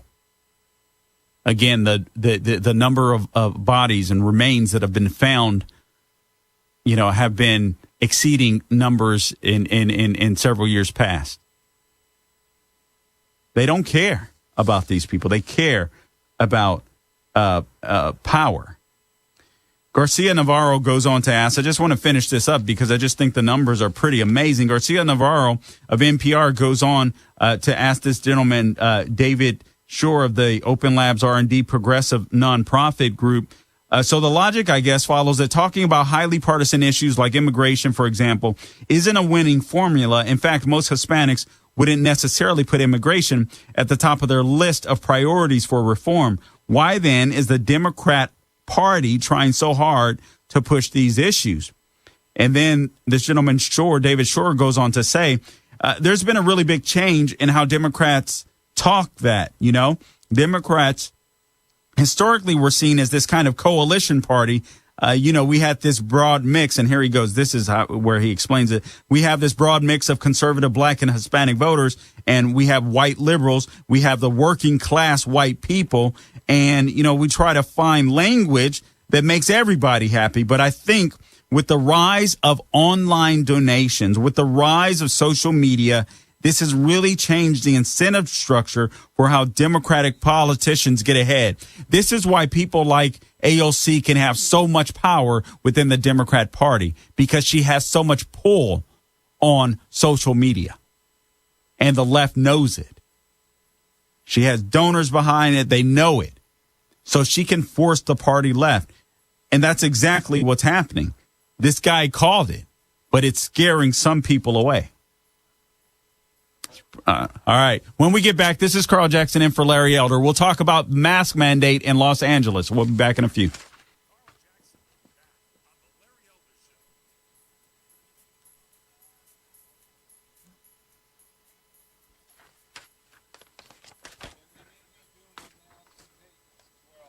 Yeah, I heard that. And right here in Orlando, as a matter of fact, our mayor, I sued the city of Orlando last year. It didn't go anywhere over.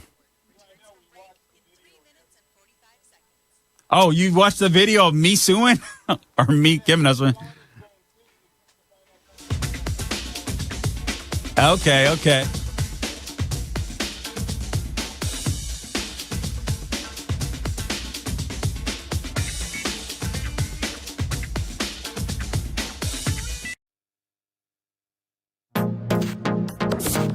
Trending now on the Eric Metaxas Show. Two things are happening. One is that parents across the board are starting to speak up and not take this anymore. You've seen in Loudoun, Virginia, on the critical race theory issue just the last couple of weeks, school board meetings where parents have lined up by the hundreds. They are unloading on these school boards. I've seen people activate in ways that I didn't see them in the prosperous years of President Trump. People are mad. This is not the way life goes. And to your point about girls that are competing with all of their might and they're falling short, they're not just giving up on the dream of winning that race. They're losing college scholarship opportunities. 2 years ago in Connecticut, in the high school girls track division, 15 state all-time records were shattered by two boys that ran as girls in that division. But the leaders of the state records. Let this happen, Kevin. Can you Yes. imagine adult grown men and women elected to these positions, intelligent professional people, let this happen? Those people should be hung out to dry. Those people should have people go to their homes and say, demand that either you change this or you need to resign. What is the key between those local officials and the Biden administration? I mean, Biden came into office and said, we're gonna not just protect transgenders' ability to compete in women's divisions, we're gonna expand it.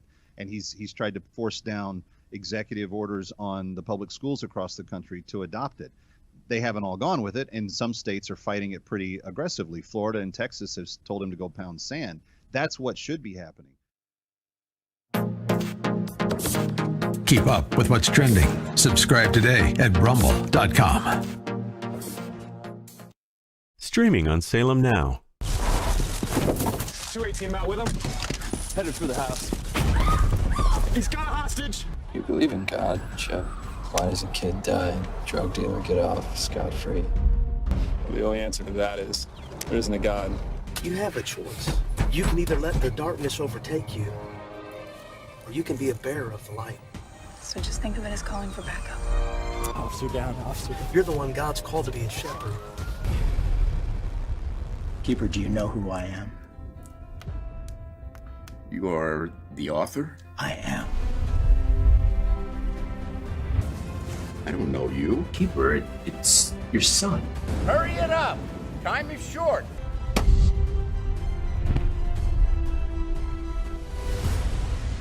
Stream on your phone, tablet, or TV. Look for Salem Now in the App Store or go to salemnow.com. Trending now on America First with Sebastian Gorka. What is your message to those who think this isn't a big deal or who feel cowed and intimidated? What do you say to them?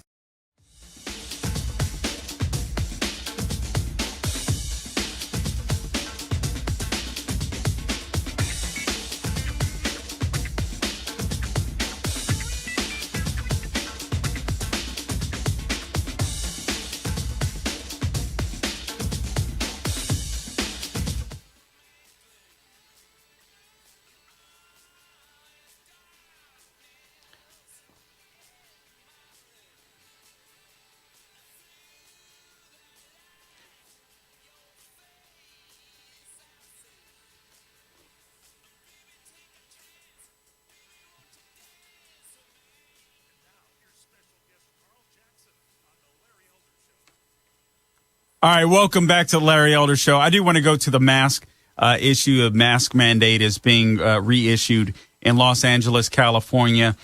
So anyway, I want to talk about that. But there was just one more part of this I thought I should cover because you guys have to understand how close the election was, despite everything that transpired.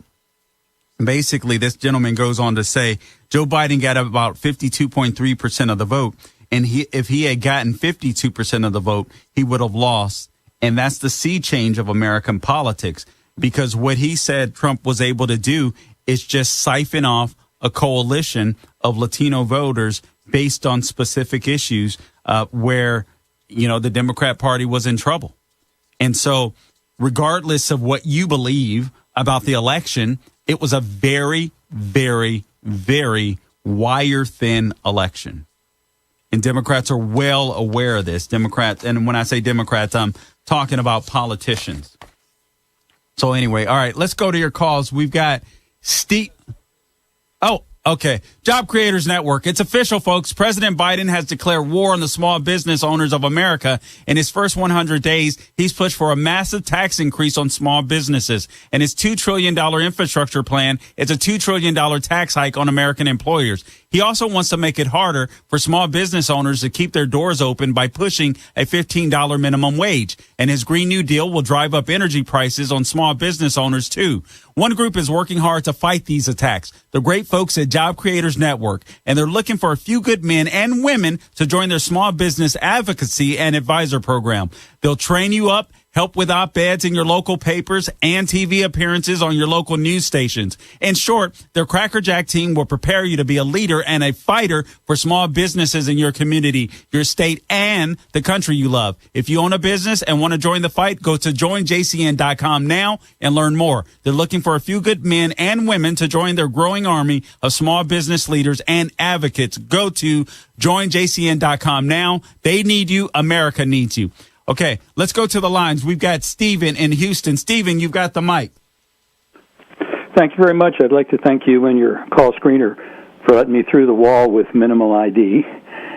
And with all the audits that are going on, especially in Arizona and Georgia, they're finding some incredible fraud, that people voting, Xerox votes, miscounted votes, people out of state. So this may be an oxymoronic question, or just mainly moronic, but what do you think the demographics is for the fraudulent votes? What do I believe the demographic is for the fraudulent vote? I'll tell you what I'm going to do. I'm going to wait for the investigation to be completed, and then I'll answer that question then. Right now, I'm concerned about the numbers, and if I'm going to, like I said, I was ghetto fabulous, but I'm not going to jump the gun. But what I will say is that, you go to AM Greatness, you can see one of their headlines. Arizona audit finds massive irregularities, including more than 74,000 mail-in ballots counted than mailed out. So I'll just say this. I'll wait and get the rest of the information. But this is looking promising because, listen, there's no way to change the election. There's no way to turn this puppy around. There's no mechanism for that. But it is important that we get our elections right. Everybody should want, and everyone deserves, every American deserves, fair elections, free and fair elections. And so that's what we're hoping for. So this stuff does need to get corrected. We need to know, what to do the next time around. I appreciate the call. We've got Nancy in Pittsburgh. Nancy, you've got the mic. Hello, Carl. Hello. I'm so grateful to talk to you. Thank you for filling in for Larry. I worked in a county right outside of Pittsburgh for 30 years, and I just noticed 3 days ago they took over a building and put this big sign that says Outreach Center, and there's 4 flags on it, and one is Black Lives Matter, one's LGBTQ, the other one is red and blue stripes, bold stripes that it's not an American flag, of course. You know what and it is? And the other one is different colors, and it has a pyramid in the middle.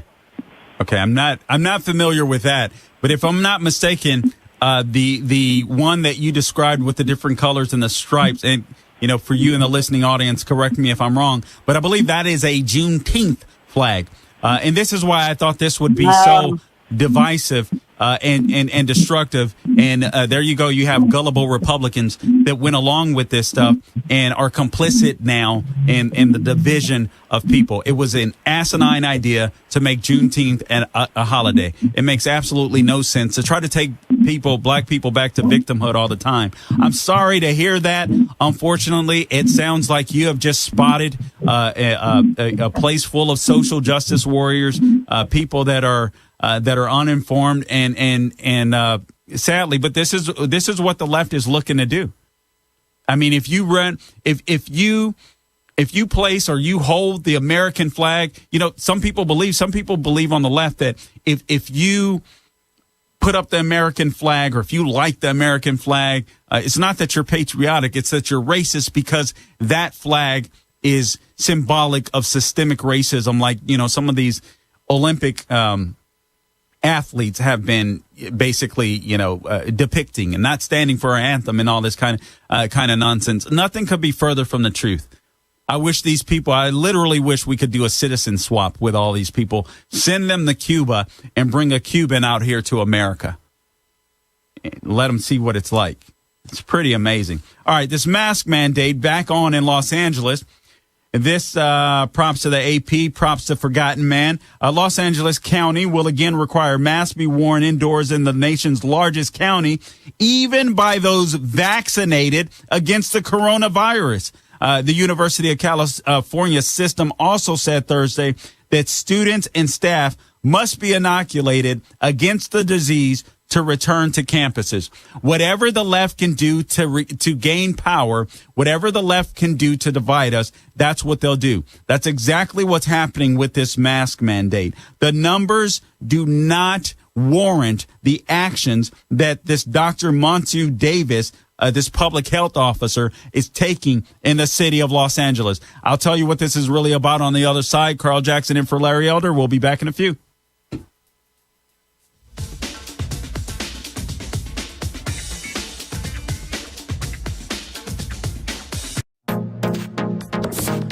Trending now on America First with Sebastian Gorka. I had studied Marxist history, beginning with Marx and Engels' Communist Manifesto from 1848.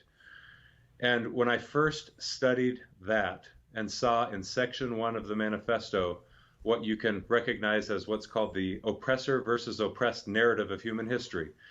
A whole bunch of stuff that was taking place in our country began to become exceptionally clear to me.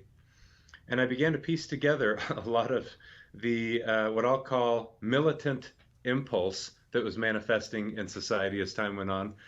And there's a victimhood ideology. There's constantly an effort by some individuals who have an agenda to pit groups of people against one another as victims or oppressed groups and oppressor groups. And we've seen very clearly over the past calendar year who the oppressor group is labeled to be and who the oppressed groups are labeled to be. And right now, under the auspices of diversity and inclusion training, as well as critical race theory and other narratives of American history that have been parading about throughout the country and showing up in our education system, all of those narratives seek to divide the American people by pitting people against one another into racial groups. Yeah, it is. It's the white versus the black. It used to be class, division by class. Now it's division by race, by skin color. We've only begun to scratch the surface. We're going to go deep dive on what's happening inside the U.S. military and why this man took the courageous step of writing the book Irresistible Revolution. Lieutenant Colonel Matthew Lohmeyer. Keep up with what's trending. Subscribe today at rumble.com. Streaming on Salem Now. Some lawyer hit a little girl. Former cancer patient Sharon Blackwell was struck by an oncoming vehicle. Take this into evidence, sir. I need to call my wife. You've been accused of texting while driving. Before you take your daughter off life support, give God room to be God. You're not guaranteed another day, but you have today. Stream on your phone, tablet, or TV. Look for Salem Now in the App Store or go to salemnow.com. Trending now on The Charlie Kirk Show. And so, Don, a question I get a lot, and where people are emailing us, freedom@charliekirk.com right now, is how is your family holding?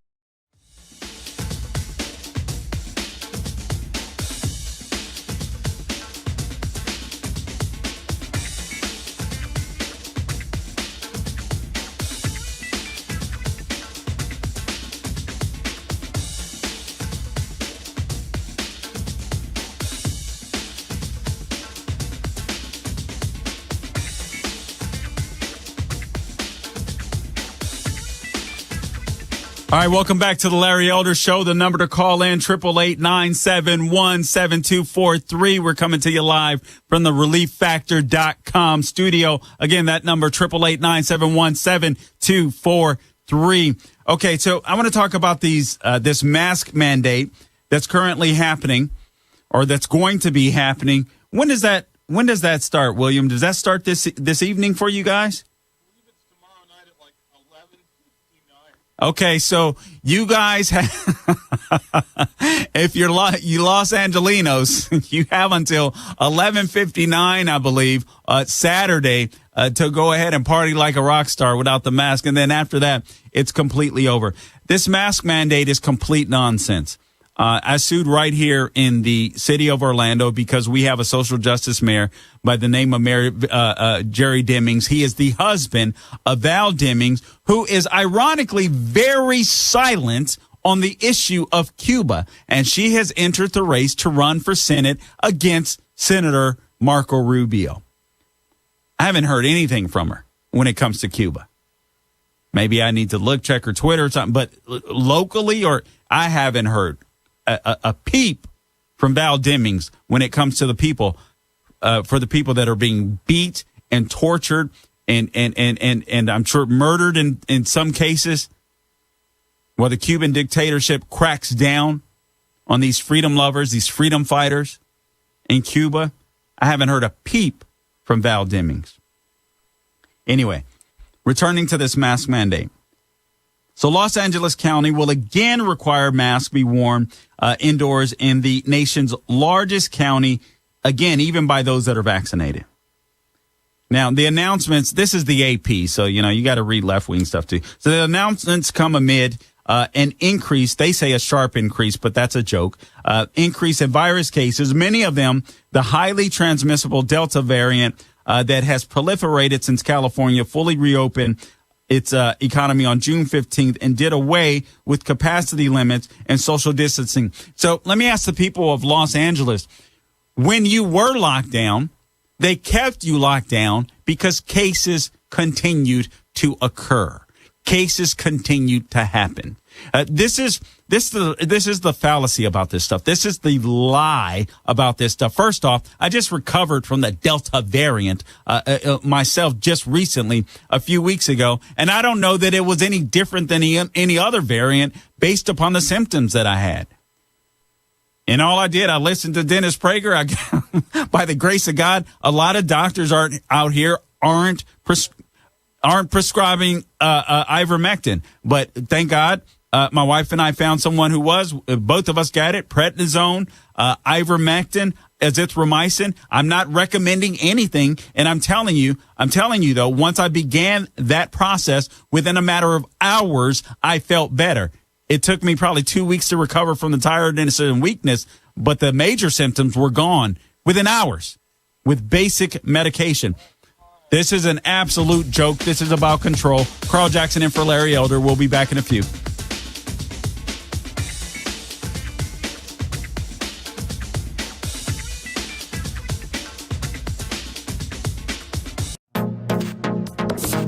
Trending now on the Dennis Prager Show.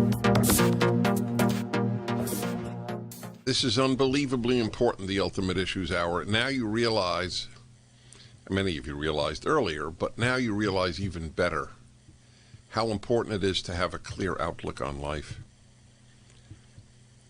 Otherwise, you're susceptible to nonsense, which is what is now taught from kindergarten to university. So we talk about the great issues. I have one today. Every one of you, no, that's not exactly correct. The vast majority of you are aware of all the studies that I respect anyway, all the studies, even the ones I don't respect, note the benefits of a religious life. People are happier, they live longer, they have more people in their lives. By every criterion, it is a better way to live. So, what stops you? Not what stops you from believing in God. It's not the issue. I have raised that issue. That's not the issue. The issue is what stops you from leading a religious life. You can lead a religious life while you struggle with God, the question of God's existence. They're not the same thing. Here's a related issue. People who say, "Oh, I'm not going to raise my kids with any religion. I'll let them choose when they get older." Why don't you say that about anything else? I'm not going to give my kid music lessons. If they're interested in an instrument, they'll take one later. Trending now on the Mike Gallagher Show. Men and women died in Vietnam or the other wars that we fought for our flag. Hey, what a great call. What a great point that is. To disrespect those men who spilled blood, who left their limbs on the battlefield the way the left is doing. Chris, you're on the Mike Gallagher Show. How you doing, Chris? Good, Mike. It's a nice honor to talk to you finally. Thank you, Chris. I appreciate that. Honor to speak to you as well. Mike, I'll make this real quick. I'm probably not all that great at talking on air, but all I am is a lifeguard on the ocean front in southeast North Carolina. Right. And I just want to say that, this weekend we had outstanding weather. The crowds were fantastic. Everyone was just well behaved. Wow. And Mike, I was on my tower and I was looking north, and I saw the thousands and thousands of people with their umbrellas, thousands of people in the water just enjoying. The kids were playing. The kids were running around, and happy cries and screams were going on. Mike, in my binoculars, you got to picture this. You got the the city line and the beach and the ocean. But in my binoculars, I saw all of this going on, and then in the center was the American flag waving, and it just, Mike, it just brought me to tears sitting in my tower watching this, and just thinking about all the people who disrespect our flag, and like your last caller, all the men who died for this country. It just brought me to tears sitting on the tower watching all this going on. And you know what? You got to keep reminding yourself, millions and millions of Americans feel just the way you and I do. Chris, we're not alone. We're not in the minority. Keep up with what's trending. Subscribe on YouTube and at rumble.com. Streaming on Salem Now.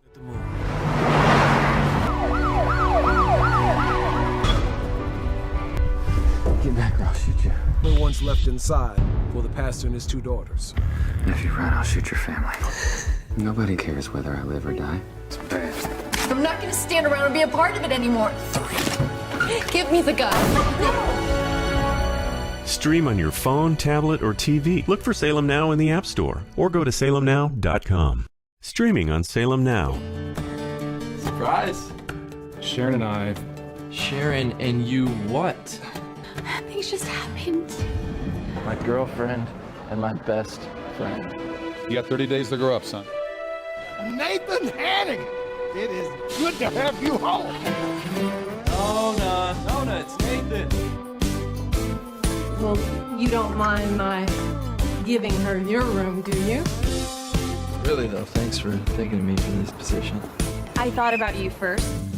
Come on, growing up, I had a huge crush on you. There are things that we all need to change about ourselves, but we can't blame God because He helps us change. Stream on your phone, tablet, or TV. Look for Salem Now in the App Store or go to salemnow.com.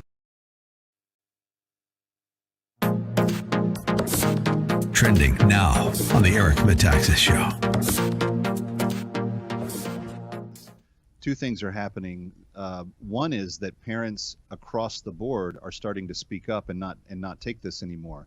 You've seen in Loudoun, Virginia, on the critical race theory issue just the last couple of weeks, school board meetings where parents have lined up by the hundreds. They are unloading on these school boards. I have seen people activate in ways that I didn't see them in the prosperous years of President Trump. People are mad. This is not the way life goes. And to your point about girls that are competing with all of their might and they're falling short, they're not just giving up on the dream of winning that race. They're losing college scholarship opportunities. 2 years ago in Connecticut, in the high school girls track division, 15 state all-time records were shattered by 2 boys that ran as girls in that division. But the leaders of the state let this happen, Kevin. Can you imagine adult grown men and women elected to these positions, intelligent professional people, let this happen? Those people should be hung out to dry. Those people should have people go to their homes and say, demand that either you change this or you need to resign. What is the key between those local officials and the Biden administration? I mean, Biden came into office and said, we're gonna not just protect transgenders' ability to compete in women's divisions, we're going to expand it. And he's tried to force down executive orders on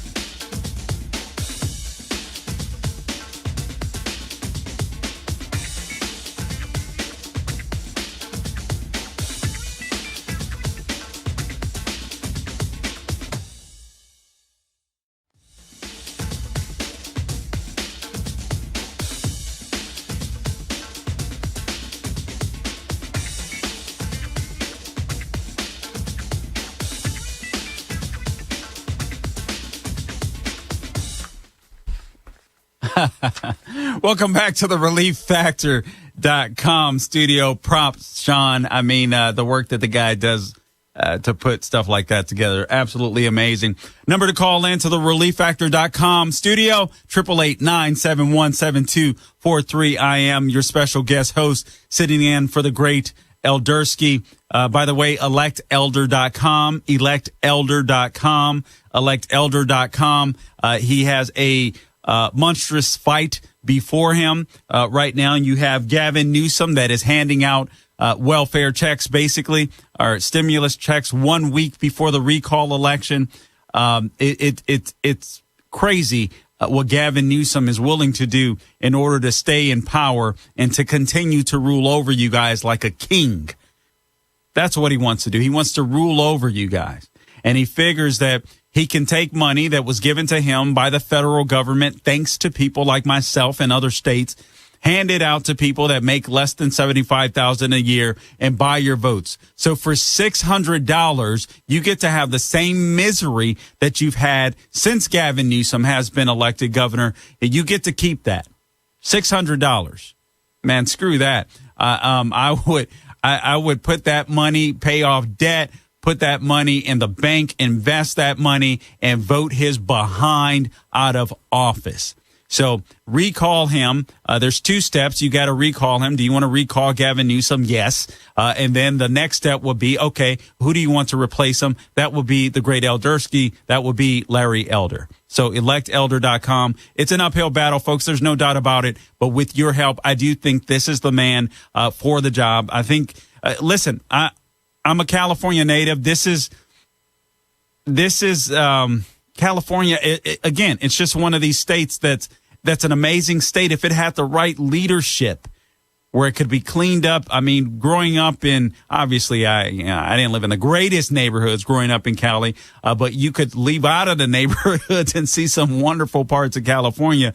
And as I've visited with family, returned to visit with family on vacation, or as I get older, it's a state that's, it's just gone to hell with gasoline draws on. I don't know how else to explain it. It's the craziest thing, how people have just allowed that state to just be destroyed, to just be decimated. So you need leaders like Larry Elder to fight for the state and hopefully inspire others to get into the fight. So anyway, electelder.com, electelder.com. All right, so we're talking about this mask mandates, and those of you in California, you're experiencing them again. But no doubt the left is going to continue, or the left is going to try to implement this stuff because, again, what do they have? Right? I just read to you this column from NPR where this progressive had to admit that Trump did an amazing job siphoning off the Latino vote from the Democrat Party, and it really screwed up their own coalition. And so the lefties, the radicals, the AOCs of the world have not been an asset. They've been an asset to leftists, but they have not been an asset to Democrat voters or to the Democrat Party per se. So Trump did an amazing job siphoning them off. So Democrats don't have anything worthwhile to run on but to keep you scared. Hey, put on these masks. If you don't wear these masks, COVID is going to blow up. Everybody's going to get sick and die. Never mind the fact that 99.7%. Anyway, it's over 99.5% of people that contact COVID will not die. And I'm not minimizing it. Let me tell you something. I'll be straight up with you. I had it. And I had the Delta variant. I don't think it's different than any of the same symptoms that I've heard all along. I've had it, including I have asthma. And so I had some trouble. I had some trouble breathing, and I continued like an idiot to work. And as a result, the breathing issue got worse. It got to a point where I thought I was going to have to go to the hospital. But thank God someone was able to get me azithromycin, ivermectin, prednisone, as a steroid, and I was taking it along with vitamin C, vitamin D, and vitamin zinc because I was listening to Prager. and as a result of that, taking all of those together, and I still continue to take the CD and zinc despite being past it now. Literally, I went to bed thinking, wheezing. I could hear my chest. I could hear the rumble. It almost sounded like wind, a light wind in my lungs. It was the weirdest thing. And I hadn't experienced that in such a long time. So that first, I think that was the second night, because I think I worked. I figured I had it, but I worked the next day, and then it was like, oh man, okay, this is starting to hit me. This is really starting to hit me. And then I went to bed, laying down, just felt completely uncomfortable. But thank God I had the medications that were given to me. I took the medications, and I kid you not, I woke up the very next morning and even through the night, and I was like, okay, I'm good.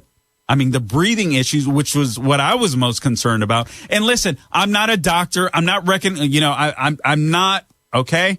I'm just telling you, this is what happened. Taking basic medication.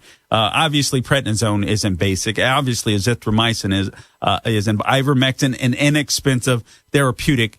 And within hours, I felt much better. Now, I do have to admit that as far as tiredness and weakness, I felt like an ant could beat my behind at the time. But nonetheless, this is what occurred. So with the right therapeutics, these people, these doctors that are denying people basic therapeutics, this is just a sin. It's just absolutely wrong. And a lot of doctors, I can tell you here from sources that I know, doctors here that are being told, no, you can't do that. You can't, prescribe that medication. It's unbelievable. These doctors who, you grow to love and trust, and yet they're willing to, I don't know. It's amazing. I've lost respect for the medical industry. Obviously not all. A lot of these people are fantastic, get into medicine for the right reason. They have the right heart. They want to help people. But I do believe that the medical field has become overwhelmingly bureaucratic, particularly since Obamacare has been installed. And this is, by the way, this is something that the Republican Party should be harping on, getting us back to free market health care where prices will come down, where big insurance companies have to compete. So instead of, my health insurance went up 400%. I couldn't afford it anymore at the time. I had to drop it. I'm just being honest with you. I'm not a rich man by any stretch of the imagination. So I just couldn't afford it. And I just had to pray that I didn't get sick. That's the way that I rolled. But this mask mandate, this stuff is meant to scare you. This stuff is meant to take us back. All of this control. Everything the left is doing, it is about control. Jen Psaki colluding with Facebook. The White House openly admitting they're colluding with Facebook, an avenue of which so many of us communicate. They're colluding with them to censor us. Based on what? Their information? How do we know their information is correct? They got Lion Fauci on their side. Should he be censored? They got VP Kamala Harris on their side, who said she didn't want to take the jab if Donald Trump, she wouldn't do it if Donald Trump told her to do it. So she disincentivized people. She made people not trust the virus. Biden basically said the same type of stuff. So should they be censored? Should the president and should the vice president be censored? This is all about control. From mask to censorship, all Democrats want to do is control you because they think you're stupid and they think you are babies. People, get rid of them.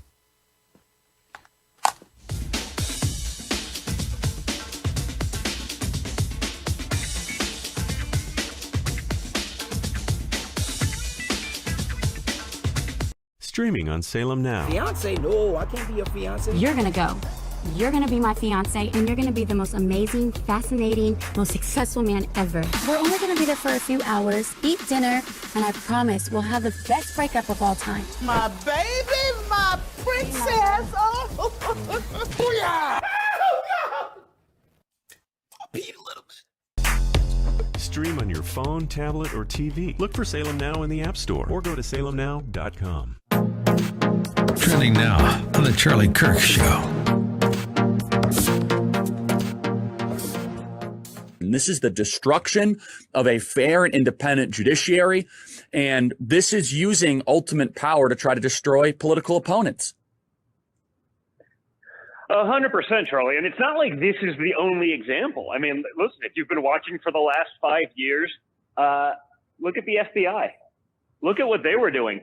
Nothing happens. They can lie before Congress. They can go and do a witch hunt. They can all know that it's BS. They can all get on TV and act as political pundits and talk about things in a way that they know to not be correct. You saw that, right? They testified before Congress. No, there was nothing there. But on TV every night, they pretended as though Russia was a real thing. Keep up with what's trending. Subscribe on YouTube and at rumble.com.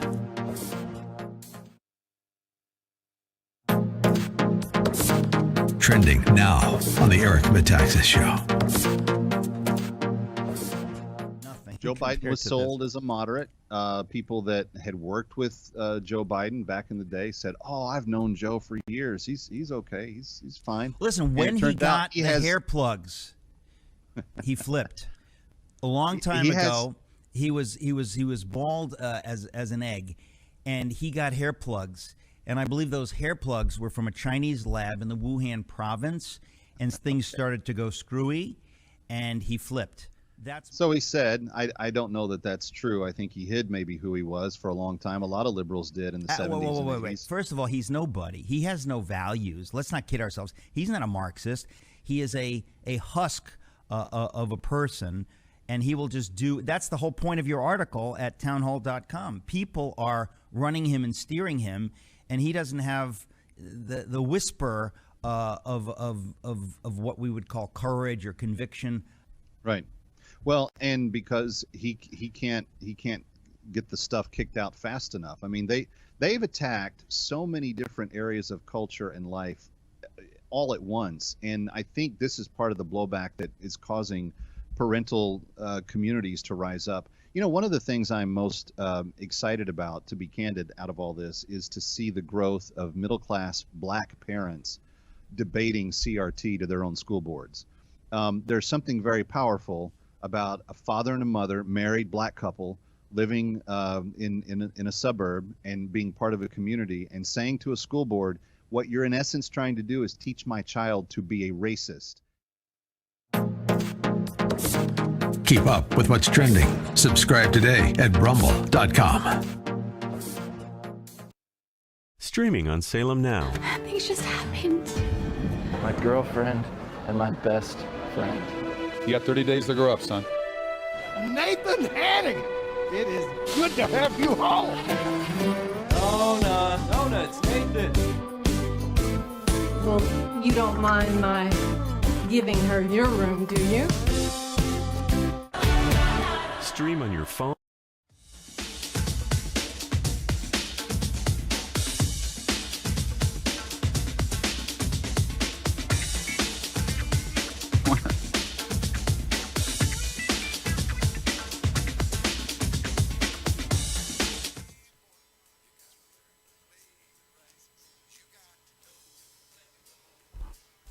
It's all right.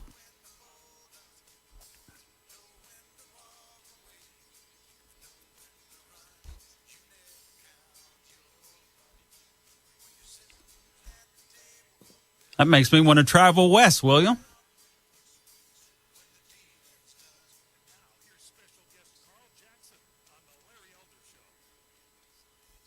All right, welcome back to the ReliefFactor.com studio. The number to call in, 888-971-7243. I'm just going off on this mask nonsense, but I see this, props Breitbart. Texas federal judge rules Obama's DACA program illegal, blocks new illegal alien applicants. I believe this is a good thing. Listen, all you Latinos that may be getting mad hearing this or scared or discouraged, don't be. You know what this means? You know what this means? It means these lazy, behind suckers in Washington, D.C. will now have to draft legislation instead of using you as a ping pong in order to try to keep you mad and angry and scared like they try to do with black people. Now they have to go to the drawing board. They have to draft legislation wherever you sit on this issue. Ooh, I'm going to have to get into that on Monday, too. I love that. I've been talking about this stuff for years. Now some judges are standing up. Props to Donald Trump for getting some people in office. A federal judge in Texas has ruled that former President Obama violated federal statute when he unilaterally implemented the Deferred Action for Childhood Arrivals. He was trying to use you as a ping pong, Latinos. That's it. Program that has provided quasi-amnesty to hundreds of thousands of illegal aliens since 2012. Don't be scared. Nobody's sending you home. And nobody has the courage to do any of that. What they need to do is work through legislation. Regardless on how you feel on the issue, I believe this is a good thing. Anyway, let's go back to this issue of mask real quick, and then I'll get to the cause. I see the phone lines lighting up. So this whole concept of bringing back mask is just idiotic, and it is stupid. The next thing, the L.A. County, what's this guy's name? Dr. Montu Davis. I'm surprised Gavin Newsom and Dr. Montu Davis, I hope I'm pronouncing his name correctly. I mean no offense by that. I'm sure he's a smart guy, but obviously he's a leftist. If you're gonna force people to wear masks again, I'm waiting for the people in these blue cities to start forcing you guys to wear diapers and see if you'll do it. They think you're so dumb. They think you're so idiotic. They think you're babies. I won't wear any freaking mask. Are you kidding me? I mean, this is the fact that the belief that masks are going to stop a virus. So let me tell you something. The person that I contracted COVID from was in a room with people where this person stayed separate and apart from people, wore a mask, and got it anyway because a stupid little mask. And it says it on the box. It says it on the box. These masks are incapable of stopping this virus. Wash your hands. Keep your hands away from your face. The stuff they were doing initially. Cool. Hygiene. Cool. Stay away from people. I get it. If you cough, you sneeze. Cough into your elbow. Don't sneeze on people. Get away from people. But another thing with these cases, between my wife and I, you have to get tested, and they talking about all these cases they have. Well, my wife in particular, because she was in between jobs, she had to get tested like 4 or 5 times. And all of those times count. See, we have no idea what's happening with these numbers. We have no idea. We don't know how many asymptomatic cases these are. We don't know how many people have already had COVID like myself. They don't care. The left don't care about science. The left cares about control. Let's go to the lines. We got Ken from Hayward, California. Ken, you got the mic. Hey, Carl. How you doing today? I'm doing good, sir. Hey, I just read on my telephone that Gavin Newsom, the California lawmakers just approved $1,000 a month for 40 million Californians, and this is going to be a monthly thing. And then it went on to say something about this is something to look at as far as the rest of the nation is concerned. Man, these Democrats are going all out, Carl, from every angle. Listen, they absolutely are. I spoke about this last night, Ken. Prompts to Forgotten Man. So California approves first state-funded guaranteed income plan. So California lawmakers on Thursday approved the first state-funded guaranteed income plan in the U.S., $35 million for monthly cash payments to qualifying pregnant people and young adults. All right, we're back to that, trying to make sure those daddies stay out of the home. So qualifying pregnant people, pregnant people. I didn't even see that. That's from the Associated Press. Those fools tried to sneak it in on you. Pregnant women. There's only men and women. I'm so tired of this stuff. I don't like using the left's language. There are men and there are women. Cisgender, that, whatever. No, there are men and there are women. It's as simple as that. I'm sorry. I get frustrated with this stuff. I don't like buying into the left's language. So pregnant women and young adults who recently left foster care with no restrictions on how they spend the money. And this is a scam for foster care.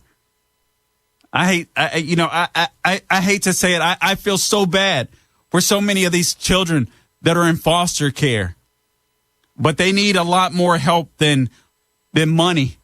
I'm not sure that they'll be able to handle the money, to be quite frank with you. But so many of them end up either drug addicted, in jail, because they need a daddy and a mommy that can love on them, not a government that'll just say, I'm going to give you money. And now I don't know. I don't know how that, I don't have a solution to it. I'm not lying. I wish I did, but this definitely isn't a solution. But California is straight up socialist. Guys, you have an opportunity of a lifetime. Seriously, with Larry Elder. Don't waste your time. I'm not mad at Bruce Jenner, aka Caitlyn Jenner. I'm not mad at him. But you have a good candidate. You have a good option in the state of California with Larry Elder, someone who is studying the issues, has studied the issues, someone that has fight in his heart and in his gut, and somebody that can communicate and persuade Republican values. Oh, man. Anyway, let's go back to the lines. We got Mike in San Jose. Mike, you've got the mic. Great. Thank you, Carl. You're a great voice on the Larry Elder Show, the great Larry Elder Show. You're really good at stating the truth and stating it eloquently. Hey, Mike, hold on just a sec. I'm going to have to hold you over. I didn't realize we had such little time, and I don't want to do you injustice here. So hold on through the break. All right. You're listening to the Larry Elder Show. This is Carl Jackson in for the great Eldersky. 888-971-7243. Coming to you live from the ReliefFactor.com studio. We'll be back. You can find me on Facebook.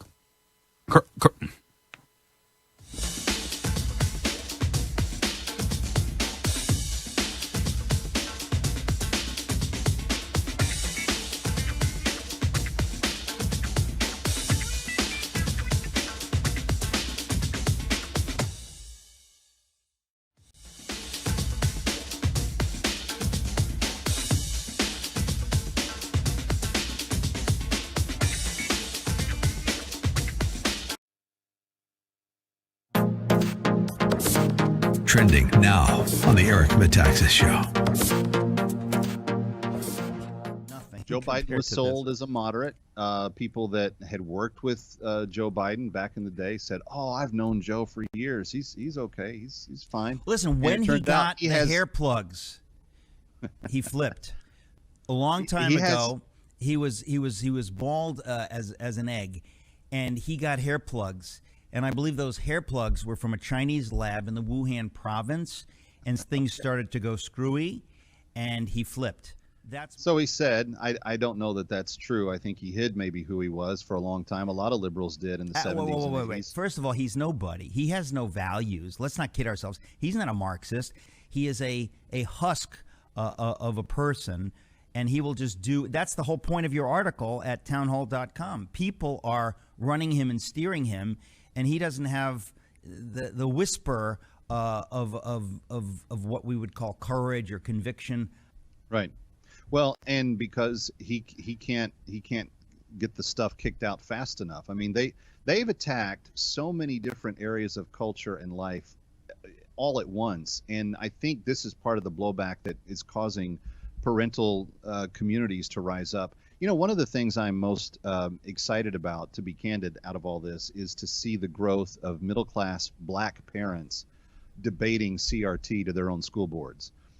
There's something very powerful about a father and a mother, married black couple, living in a suburb and being part of a community, and saying to a school board, what you're in essence trying to do is teach my child to be a racist. Keep up with what's trending. Subscribe today at rumble.com. Streaming on Salem Now. Things just happened. My girlfriend and my best friend. You got 30 days to grow up, son.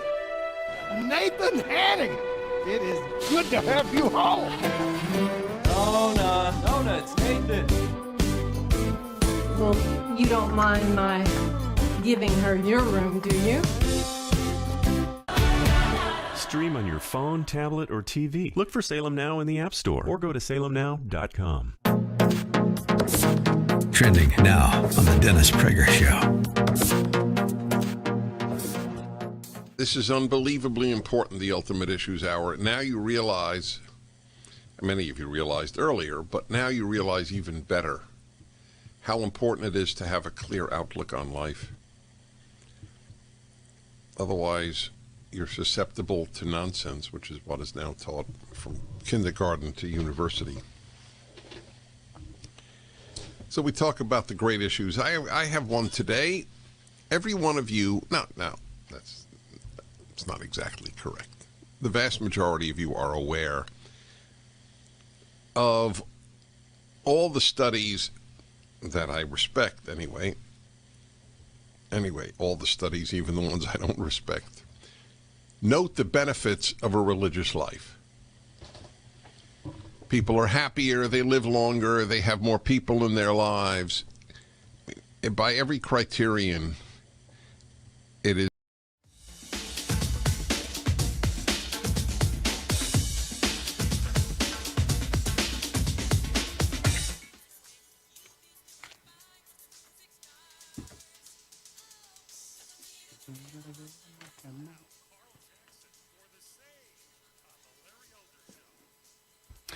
All right, welcome back to the Larry Elder Show. I am your special guest host, Carl Jackson, coming to you live from the ReliefFactor.com studio. The number to call in, 888-971-7243. Just real quick, I seriously do got to give props to the great Elderski's team. There's a lot of people that are doing a lot of things for me to make this stuff happen, to make this show flow smoothly, and I appreciate that. William in my ear, Sean when he's back, absolutely amazing. The Forgotten Man, Christian, all of you guys, I just want to say thank you. I want to make sure that I say it loud and publicly on air. I appreciate everything that you guys do for me. They put in some work. Larry Elder, you guys have heard about his research. It is absolutely no joke. His team is no joke. Listen, I'm not Larry Elder. I can't put in the type of, honestly, I'm not Larry Elder. But I am, I just tell it like it is. I don't know why God created me this way. I have a buddy that calls me Carl the Truth.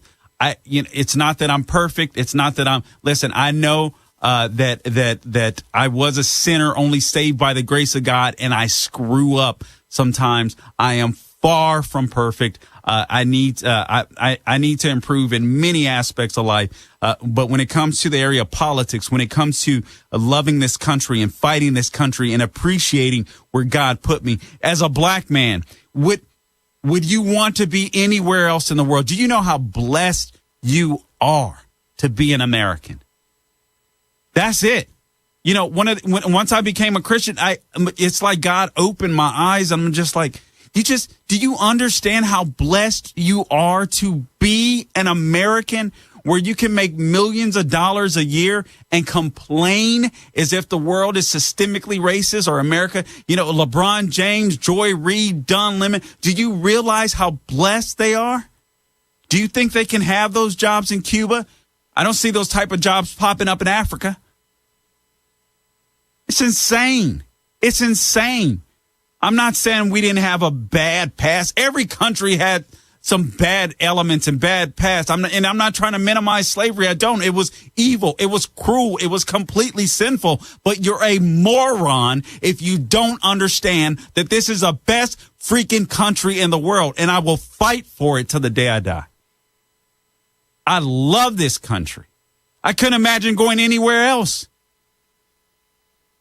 From criminal to Christ to conservative. A black man. I can't get ahead. Grew up in Los Angeles. Moved to Orlando. Give me a break. Give me a break. I don't even, you can call me whatever name you want. I don't care. I can't even take you seriously if you believe in these racists that promote this fairy tale of critical race theory, which all it is racism. Racism is everywhere. Learn about it. Racism, I mean, they use big language. They speak with a grandiloquent tongue. You know, they try to sound smart, and they are smart people. But they're also intelligent. They're also, it's like they lack common sense. Or they're just shysters, one of the above. Anyway, but this mask mandate, it just drives me nuts because of what masks do. I mean, you're becoming a robot. That's essentially what, think about it. I get so sick of seeing people in a mask in cars. I live in Florida. Do you understand how hot it gets in Florida? In the summer, I see people still, not as many, thank God, but still biking and running. I saw a guy with his windows down in a fancy car today with a mask on, and I'm thinking, what are you doing, you crackhead? It makes no sense whatsoever. Sweating all over the mask, touching the mask. It's not good anymore once you do that. But you become a robot. You can't see people's expression. I like to see people smile. I like to see if people are angry, if I need to stay away from them. Dennis Prager got it right. This is a test run. This was a test run, these lockdowns, for a police state. They wanted to see how many of us would comply. This is not based upon science. This is based upon sheer control. And then you shun your neighbor. You shun your friend. Oh, my God, he's not wearing a mask. She's not wearing a mask. Must be a crazy nut. Must be a Trumpster. Or we realize that when you sweat and touch a mask, you just hold germs or you put germs right into the mask. This is stuff we all knew before this became hyper partisan, hyper political. This is absolute crazy nonsense. Anyway, when we come back, I'll go right back to your calls. 888-971-7243.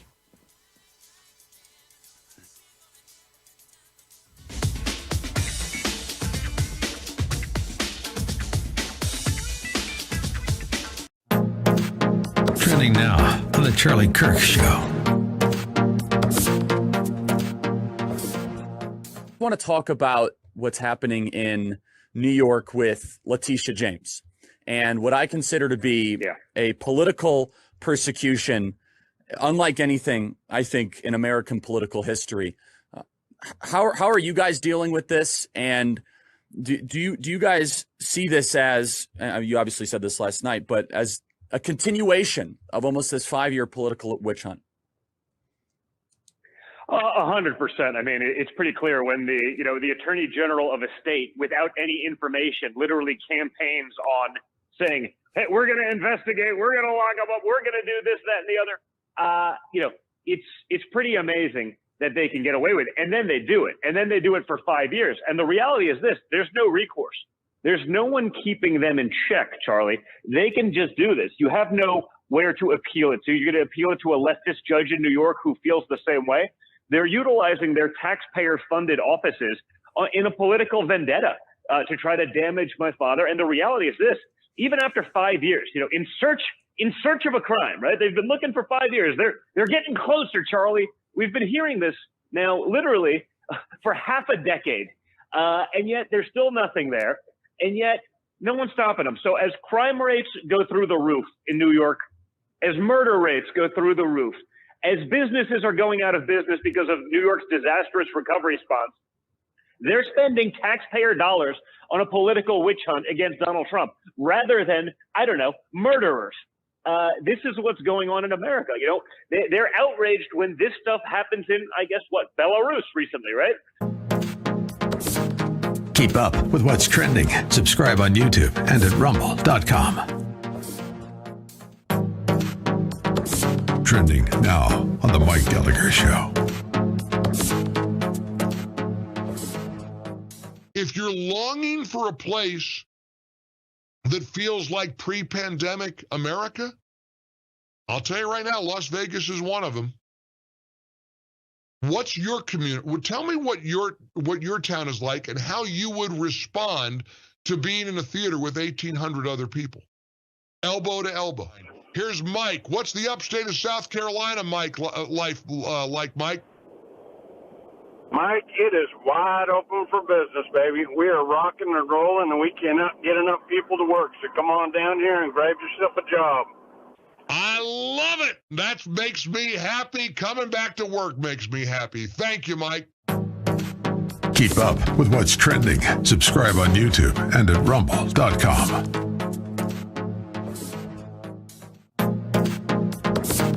Trending now on the Dennis Prager Show. There are a lot of people who would sign on to this. Needless to say, it starts in academia. In order to save the planet from catastrophic climate change, Americans will have to cut their energy use by more than 90%. And families of 4 should live in housing no larger than 640 square feet. 640 square feet is 20 by 30. Family of 4 should live in a place 20 by 30. So 4 into 600 is 150. So per person, it's 100.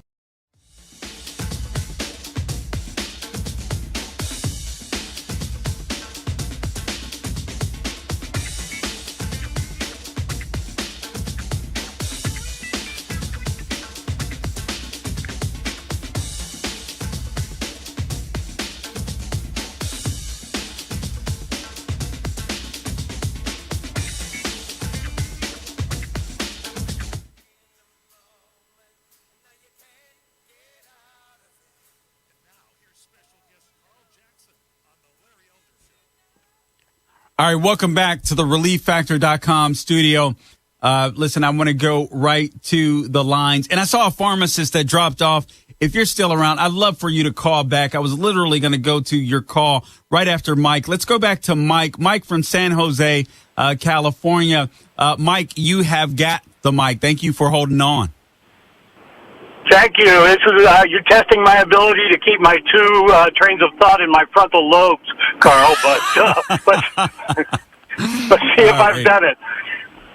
First one is I'd like to, and they tie together. First one is I'd like to reinforce your revelation, your perception that the Democrats and the leftists are all about power and only power.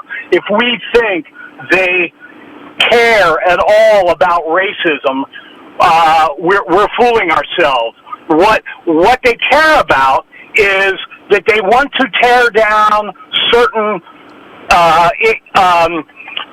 institutions, things that get in the way of them getting more power. Free enterprise, it gives us the chance to thrive and still defy them. The family, religion, they are higher authorities that they can't compete with. And so they got into some smoke-filled room and they said, what can we smear onto these institutions? Let's see. Oh, racism, there's a good one. Let's float that one. And then they rail and they create some ridiculous quizzical face theory or whatever the heck it's called, and they try to sound all smart, but all they really care about is power.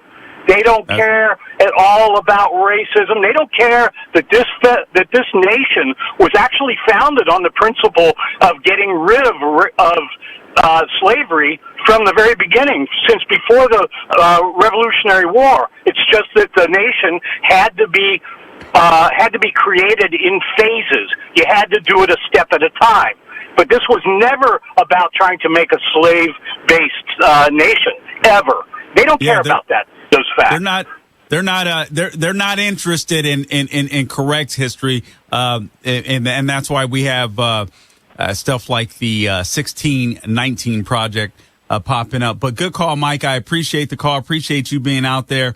Let's go back to the lines. William, how much time do I have? Okay. All right, Joe, you got the mic. Can you make it in a minute? Yes, I can. And it's a pleasure to talk with you. I got to listen to you last night as well, and I'm very thankful that you've taken over for Larry at this time. The program is in good hands with you, and don't sell yourself short on all those things you were listing as your mistakes, because obviously, like the rest of us, you are human, but you're doing an outstanding job, and I just wanted to thank you for that, Carl. The other thing that I wanted to say is your comment about the person, or using the precision of language you were talking about, and them saying pregnant person rather than pregnant woman. And I think we can even go further than that, because all the PC police simply want to strip down our language in every respect. And yes, the person is a woman, but the person who is a woman is also, from the moment of conception, she becomes a mother. And they want to take that language out, too. They want to take out moms and dads, aunts and uncles, and all kinds of things like that you referred to that have been part of our history of humanity since the very beginning. So I just wanted to say that becoming a mother is something that is part of God's design, and they certainly want to take that out of the language, and I just wanted to offer that one up, too. Hey, I appreciate that. You know what, Joe, that is and stay safe in Minneapolis, for God's sake. But rhetoric and language is so important. Why do you think that the left understands this? This is why they'll try to change the language, lingo, lexicon, whatever. That's what they like to do. And then we make the mistake. Like I hear conservatives all the time talk about people of color. I'm like, what color?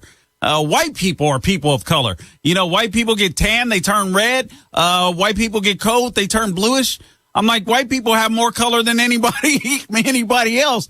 And that's not being racist. That's just true. This stuff is asinine. I just don't go there.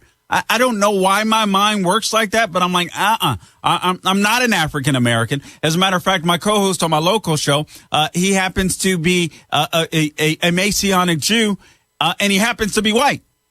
And so his name is Aubrey Kahn. And honestly, I wouldn't be here without him. He's one of these cool white people I want you to meet too, because when my local show was struggling, he stepped up to become a sponsor. He's also a co-host. I love the guy. And I call him the only African American I know that happens to be white, because he's from Africa. I'm not.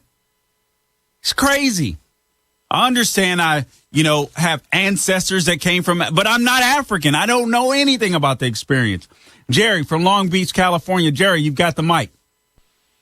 Thank you, Carl. Hey, great job this week. Big shoes to fill, but I know you're up to the job and the challenge. All right, we got a minute, Jerry. Anyway, hello. Anyway, yes, you got it.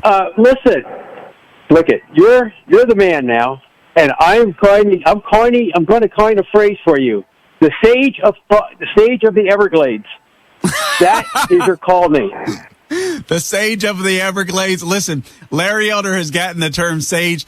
My buddy Christopher Hart, who thank God is sitting in on my local show, American Adversaries. I love them. Praise God. I love Christopher Hart. But he was like, maybe you're the sage of Central Florida, but the sage of Everglades, that has a ring to it. How much time, William? That has a ring to it. All right. Anyway, I appreciate, I appreciate the call. This is Carl Jackson sitting in for Larry Elder in the ReliefFactor.com studio. So I appreciate all of you tuning in. Hey, here's an idea. That $600 welfare check that Governor Newsom is going to give you, why don't you donate it to elect.com? There's some real social justice for you behind. All right.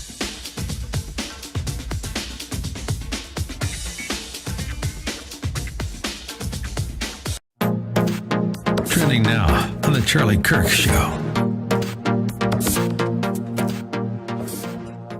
And so, Don, a question I get a lot, and people are emailing us, freedom@charliekirk.com right now, is how is your family holding up in the midst of this? How is your father holding up? I mean, after delivering results for our country, doing everything he said he was going to do, people kind of take me aside. They say, hey, how are they hanging in there? Any insight you can give us, Don, into that? Yeah, listen, we're doing well, maybe because we're a bit masochistic. We sort of like to be in the fight, and more importantly, because the fight is worth it. I mean, you brought up, opening this thing, my book, Liberal Privilege, like it's literally about all of these things, whether it's the sort of faulty persecutions, whether it's the ongoing aspects of this. I mean, look at what's going on even, take January 6th, okay? And say what you want about it. Like if you commit a crime, you should commit a crime, but the FBI and the highest levels of law enforcement, anyone who is, if you are within about 2,000 miles of Washington, D.C., and you're a conservative, it's like the FBI is putting have you seen this man? He was seen somewhere within 1,500 miles of D.C. that day. Let's find him. But 13, 14 months of looting, of arson, burning our cities down, taking over buildings. Charlie, I've been told that that's insurrection. I've been told that's insurrection, and yet there doesn't seem to be any interest in looking into that insurrection. It's total pass. And this is how disgusting it's been. And that's my point, I guess. We have to stay in the fight. We have to be engaged. You and I both understand how much of a disadvantage you are in if you're a conservative. You understand, you get no help from the mainstream media. You get no help from print media. You get no help from social media. Frankly, they're working actively against us.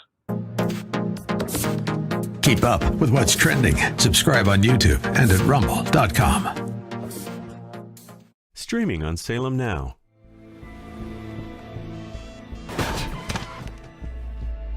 Some lawyer hit a little girl. The community is left in shock as former cancer patient Sharon Blackwell was struck by an oncoming vehicle. Take this into evidence, sir. I need to call my wife. You've been accused of texting while driving. We don't make an example out of this guy, the public will crucify us. Before you take your daughter off life support, give God room to be God. You're not guaranteed another day, but you have today. The moon.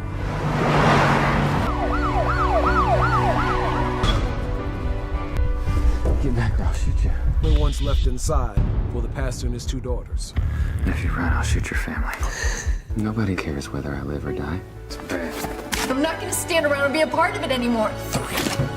Give me the gun. Stream on your phone, tablet, or TV. Look for Salem Now in the App Store or go to salemnow.com.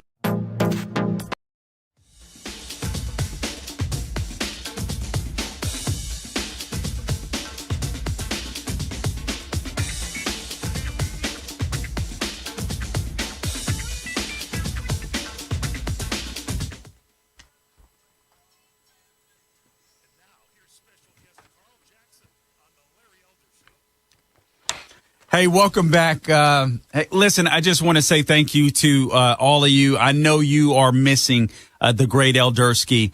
There is no one like Larry Elder on radio. I'll never be Larry Elder. I'm Carl Jackson. I will never be Larry Elder. Larry Elder. I mean, he's in the class of his own. I mean, he really is. The guy is amazing. But I do believe, again, like I said, that if anyone could not only win the governorship of California, but do a great job for the people and fight back against the leftists and put them to shame, it would be Larry Elder. So you can consider contributing or helping him out any way you can. electelder.com. You can donate there. You can volunteer because he's going to need a lot of help. And honestly, I just believe that Bruce Jenner, Caitlyn or Bruce Jenner, a.k.a. needs to get out of the race. It's just time to move aside, in my opinion. But we're talking about these mask mandates. We don't have enough time left. I wanted to talk about these Baltimore schools. Perhaps I will save it for next week because I think one of the best ways that we can help these young black men and women in areas like Baltimore is, first of all, stop saying that America is systemically racist. Tell them that you can do it. You work hard, you grind, you can do it. Not everybody is going to go to college. Not everyone has to. Some of you may be tradesmen or women in different, areas, get different jobs, teach people how to save money, invest. That would go far. Not go into debt, not try to floss, not try to spend your money to look better or richer than the next guy. I think these are lessons that need to be taught in communities like Baltimore, where, not everybody is going to fall in love with school. Not everyone is going to do well, but certainly I think there needs to be more attention paid to these children, and not necessarily in money. If they don't have the right educators there, I'm not sure exactly what the story is completely, but I may dive into it next week. But anyway, it's just something that touches my heart. I want to see all people succeed. I want to see young black men and women succeed, white young black women and men succeed. I want to see everybody succeed to the best of their abilities. I don't believe in equity, because that's totally stupid, in my opinion. We understand that some people have different gifts that God has given them. It's really as simple as that. But this mask nonsense, guys, I wouldn't be wearing masks. If you're vaccinated, what's the point of the vaccination if you can't live in freedom? Isn't that what the government told you? Or was that misinformation that shouldn't be put on Facebook, Jen Psaki? Absolutely crazy. All right, Carl Jackson in for Larry Elder. I'll see you guys next week. I appreciate all of you. Check me out, Facebook, Carl Jackson Radio. Until next time, don't go worry, doing good. God bless you.